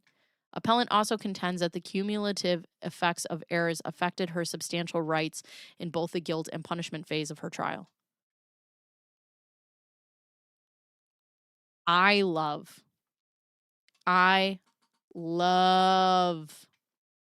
that this bitch is like, I challenge the admission of evidence. Not today. No. You think you can just come into court with evidence against me? I don't fucking think so. I don't think so. What a fucking idiot.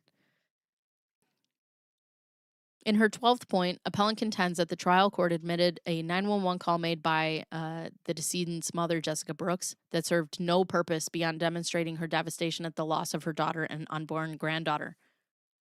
By your hands! By your hands, you fucking piece of shit.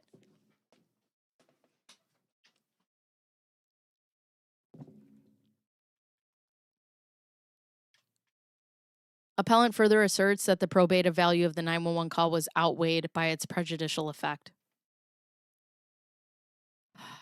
Okay. Error overruled. The admissibility of photographs over an objection is within the sound discretion of a trial court. A photograph is generally admissible if verbal testimony about the matters depicted in the photograph is also admissible. Crime scene photographs. Rules of Evidence 403 provides that a trial court may exclude relevant evidence if it is probative value is substantially outweighed by a danger of unfair prejudice. Appellant argues that the trial court erred in admitting 28 of the 137 crime scene photographs, which were substantially more prejudicial than probative in violation of Rule 403.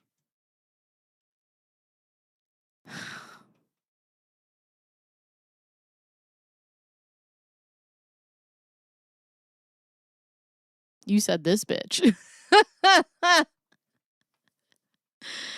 Oh, God.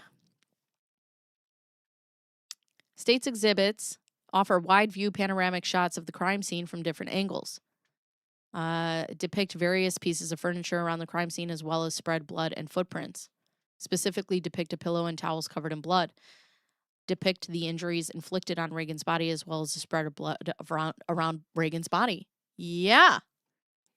They have to put the juror in the crime scene so that the jury understands what happened there. Good Lord.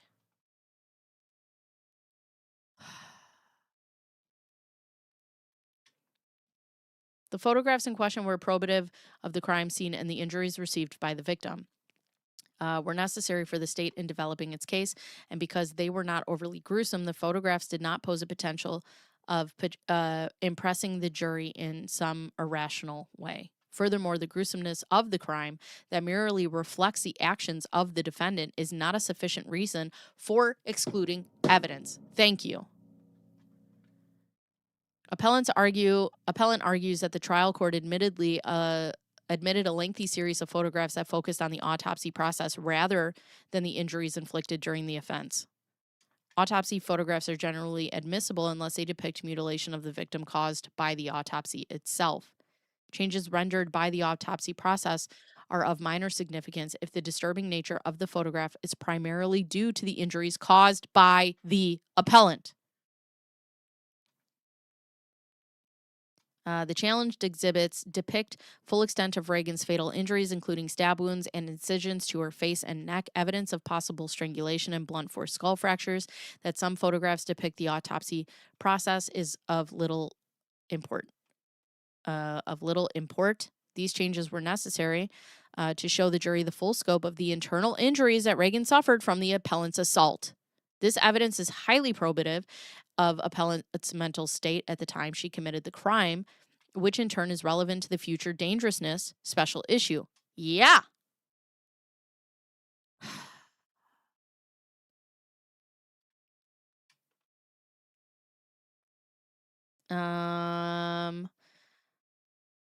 She challenged exhibits that depict the injuries of Braxlin suffered, including the evidence of focal subscapular hemorrhage. The medical examiner testified that this type of injury could be consistent with the infant's mother being hit in the stomach while the infant was still in utero. Furthermore, the photographs depict evidence of hemorrhaging involving the umbilical cord, which could also potentially be caused by some sort of blunt trauma. Like the evidence in appellant's 16th point of error, this evidence is highly probative. Consequently, the trial court's decision, we overrule this bitch. Bye, no thanks.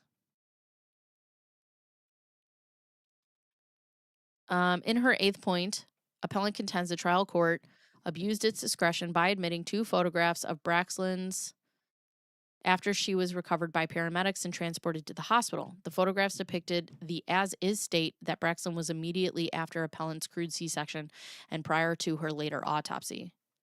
Yeah, they should show after what happened due to your actions. The trial court could have reasonably concluded that the photographs were relevant to offer the jury a comprehensive view of Braxlin's condition to assist in its determination that Braxlin was born and is alive at the time she was kidnapped. As with the autopsy photographs, the trial court could have also reasonably concluded that the additional photographs of Braxlin were probative of appellant's mental state at the time of committing the crime, which in turn is relevant to the future dangerousness. We overrule that. Fuck yeah. In her 14th and 15th point, appellant argues that trial court abused its discretion by admitting a graphic video of the decedent's body at the crime scene. Specifically, appellant argues the trial court erred under Rule of Evidence 401 and Rule of Evidence 403 by admitting the video.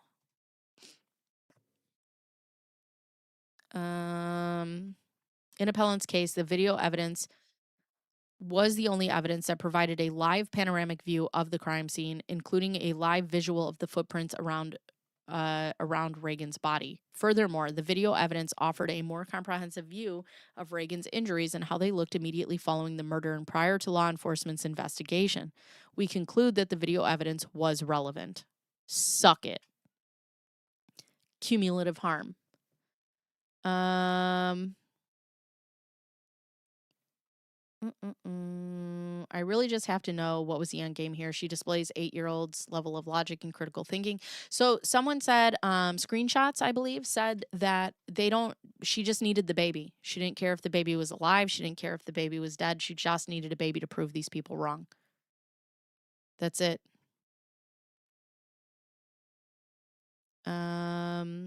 Based on this document, Taylor being represented by Sarah Boone. Fuck.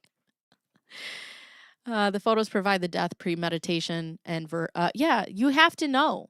And viciousness, right. You have to know what happened in that crime scene. As a juror, you have to be transported into the crime scene to truly get a grasp of what was going on. Cumulative harm. Though it is possible for a number of errors to cumulatively rise to the point where they become harmful, we have never found that non-errors may in their cumulative effect cause error. Prosecutor statements. Appellant challenges comments made by the prosecutors through her trial, as well as testimony elicited by the state through witnesses. Appellant alleges, 1, the trial court erred by allowing prosecutors to call appellant's case the worst. What a bitch. What an idiot. The trial court erred by allowing the state to elicit testimony from witnesses that this case was the worst. 3, the trial court erred by allowing the state to refer to the appellant using derogatory names. And 4, prosecutors, like murderer? Fuck. It's not like they called you a fucking bitch. Derogatory names? This murderer? Okay. And 4, prosecutors committed misconduct by inserting personal knowledge and opinions into appellant's trial.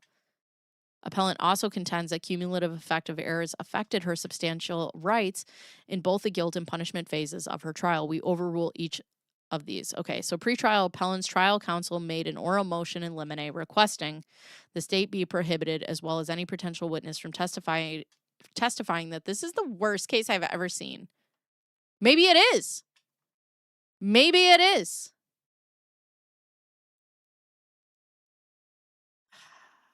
Hi, Deanna. Welcome back.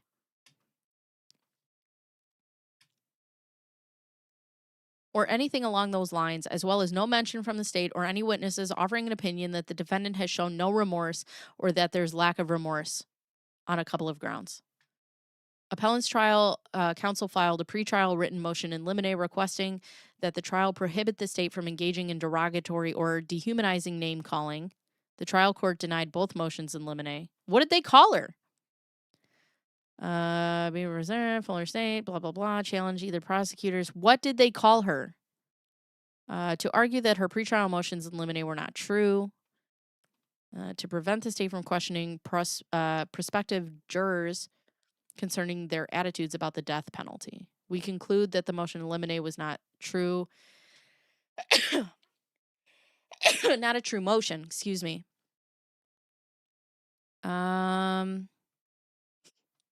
Okay, so this is... I want to know what they called her. I hope they were like, this fucking cunt bitch.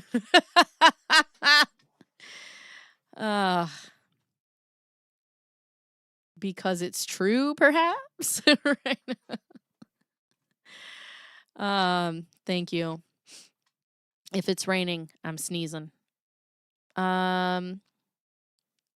Appellant's 19 through, okay. Personal knowledge or opinions. Wait, what? It doesn't say what they called her. I need to know. I need to know. Derogatory names. Damn it. They don't tell me. I'm going to go with this raggedy ass cunt bitch.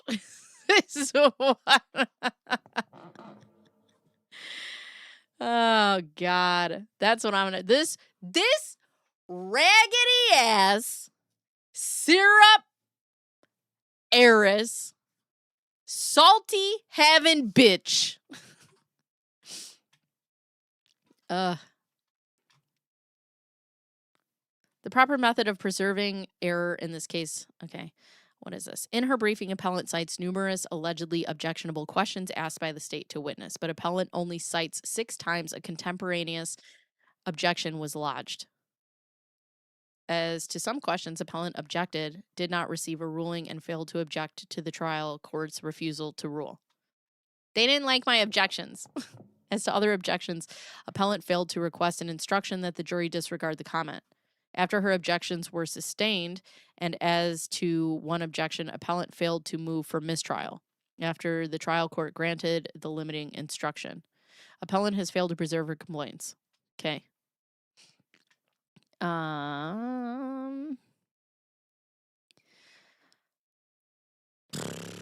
Appellant contends that the trial court erred by 1, permitting the state's penalty phase rebuttal experts to conduct unlimited interviews, and 2, permitting the state's penalty phase experts to testify beyond the scope of appellant's limited waiver of her right against self-incrimination.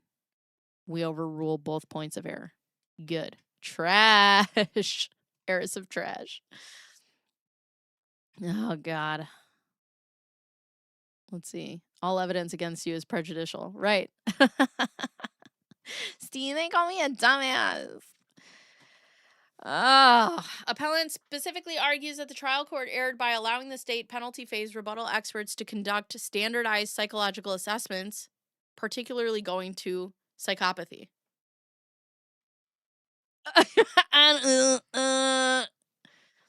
Listen, they gave you a test. You fucking failed, dumbass. If a defendant breaks his silence to speak in his own psychiatric expert and introduces this testimony, which is based on such interview, he has constructively taken the stand and waived his Fifth Amendment right to refuse to submit to the state's psychiatric experts. The trial court may compel an examination of the appellant by an expert of the state or court's choosing, and then the state may present rebuttal testimony of that expert based on his examination of the defendant. Okay? The subject matter of appellant's experts' organic physical defects in her brain, personality disorder, and childhood trauma are factors that could be taken into account in determining future dangerousness.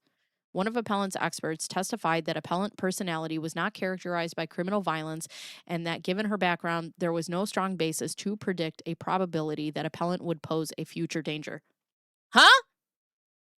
As we did in Davis, we decline to draw a hair-splitting distinction between these topics and a state expert's ultimate opinion as to future dangerousness. Yeah, no, this bitch is dangerous. In her 25th point of error, appellant argues that the trial court erred by permitting Dr. Timothy Proctor, one of state's rebuttal experts, to testify about 1, the results of the PCLR psychopathy checklist he administered to appellant during including appellant's above-average score and appellant's purported psychopathic traits, and potentially full psychopathy. There was a test. You failed. I'm not a good test taker, guys. Oh. If a defendant introduces psychiatric evidence in some form, the state may also introduce psychiatric evidence in some form. Right. If you open the door, we get to go in it. You get to prove the other side. At trial, appellant introduced testimony from 3 experts. In her case, would it be likely, would it likely be because of early interference with her development? That would be my speculation, but it would be hard to know, but that's from what this imaging looks like and how long her history is. That would be my position. I think you described it as something had been going on for a long time. The wine. That I can definitely say right. I just can't say if it's developmental, like in utero or not, but it has been going on for a long time. And the dysfunction affects the way Taylor behaves. 100% yes. So this abnormality affects how a person processes information from receiving it and then acting on it. That's right. That's the main place where it happens. From what you know about the case, do you find that Taylor has acted dysfunctionally as far as neurology or her brain is concerned? Yes, she has what we would call a frontal lobe syndrome. I mean, a lot of features of frontal lobe syndrome. And it's actually an organic physical defect in her brain. Correct.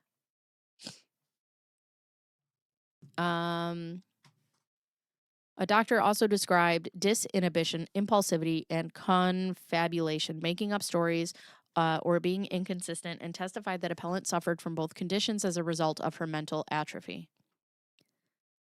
Dr. Ned Carney opined that these conditions could be mitigated through medication, psychotherapy, group therapy, or supervision. When discussing the potential success of treatment for a patient like appellant, the doctor testified, "How would you help one hypothetically?"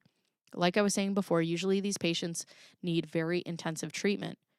Psychopharmacology, which is medication, can be helpful. Individual psychotherapy can be helpful.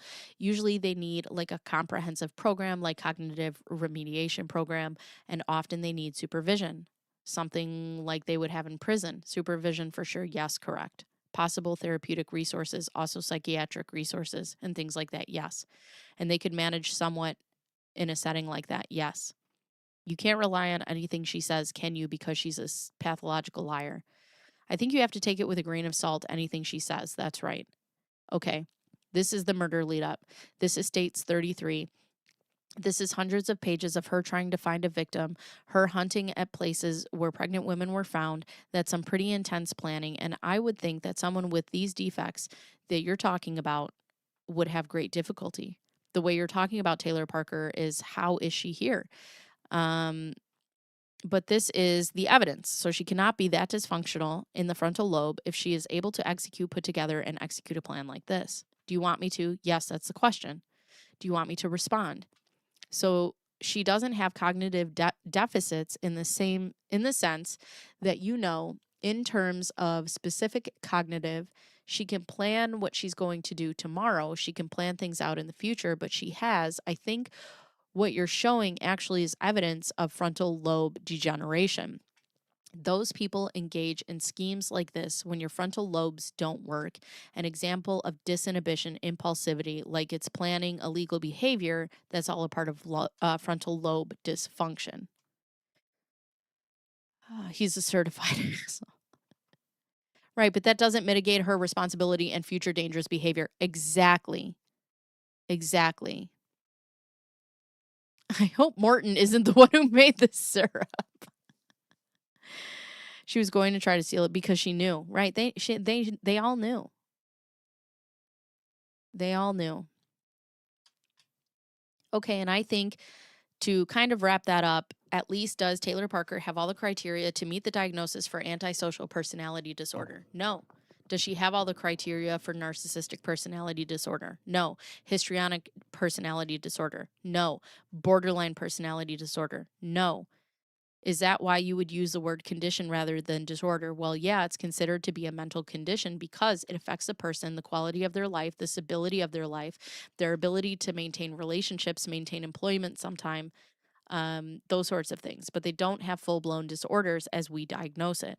So based on everything that you've looked at, is there, when we're talking about the possibility versus probability, I'm not going to ask you the ultimate question. Is there a probability? But in your opinion, in everything that you've looked at, is Taylor Parker a future danger? If I said yes, I could not support that on any kind of literature, study, or information that I have.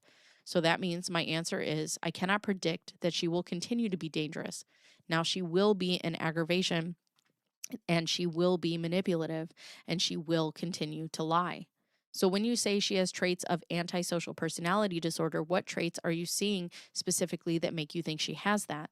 The tendency to be involved in illegal behavior, to run con kind of issues, to claim things to manipulate regarding finances to her benefit, things that are antisocial or asocial. Okay? You have said that somebody with antisocial personality disorder, that conduct is knowing that somebody's conduct is wrong, but not caring or wanting to change it. Would you say that she falls into that category? I don't know whether she does or not, actually, because the type of personality that she has with the pathological lying, people with that condition don't change of their own volition. That doesn't necessarily come under antisocial. The pathological lying is unlikely to change, particularly not without extensive treatment in a setting in which she's not going to find it available. She told correctional officer after she was convicted, So this would have been October of 2022 that she had to sit in here for 3 weeks and had to listen to her be shamed by us with a bunch of lies. This is not somebody that is remorseful or taking responsibility for their actions, in my opinion. Would you agree? Well, I think that statement certainly doesn't indicate remorse. Right. But I think it also, that statement is just a lie. Well, sure. But I mean, you're saying you saw her once in October of 2022. That statement was made in October of 2022. So she's telling whoever, whatever, that she decides to tell them that day. She has a character defect, and that's cut from the same piece of cloth. So when you're talking about she's going to be manipulative and continue to lie, okay, that situation sets up a very dangerous scenario for the other inmates and correctional officers in a prison setting. Would you agree? It could. Dr. Proctor testified that he did not see any evidence of mental disease or defect that would qualify as something that he would include in his report.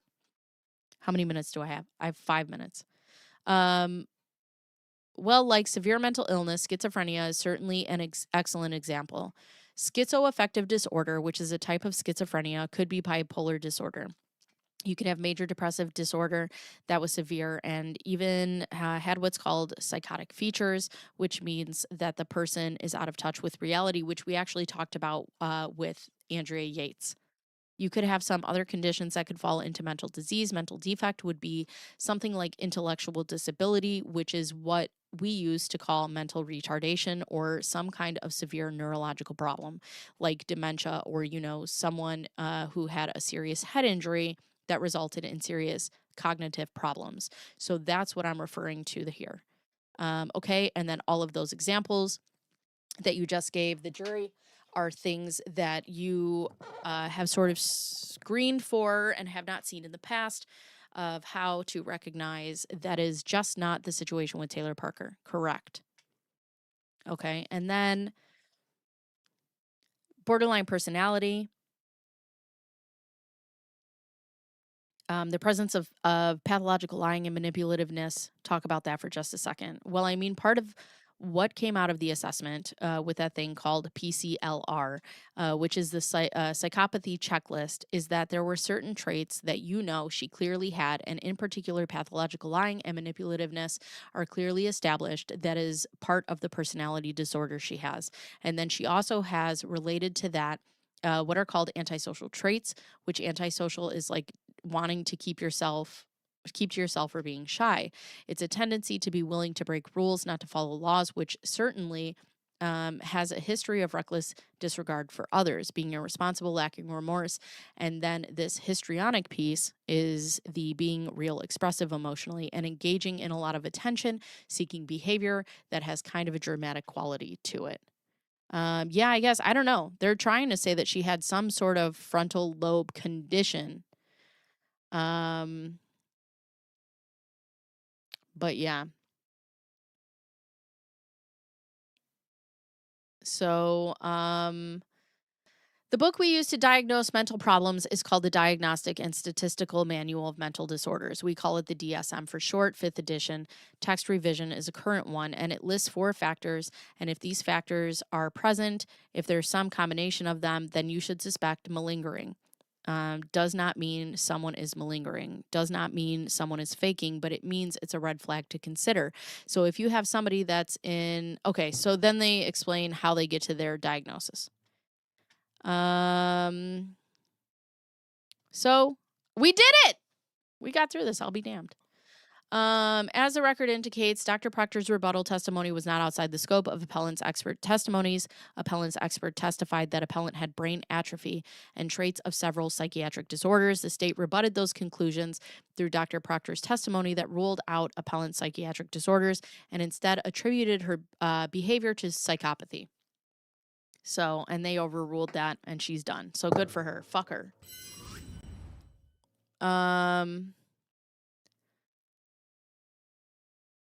Being a beef is so weird that I remember watching the body cam video of this case over a year ago, and now it's a doc. Yeah, I've never seen this. Never. So, oh man, guys, that was, I can't believe we got through all of that, but I am also really, really happy. So if you guys are in to live crew, make sure to leave a comment after to let me know what you thought about this live stream. Like I said, it's a little bit different. It's a little bit of a live stream and it's a little bit of a long form video.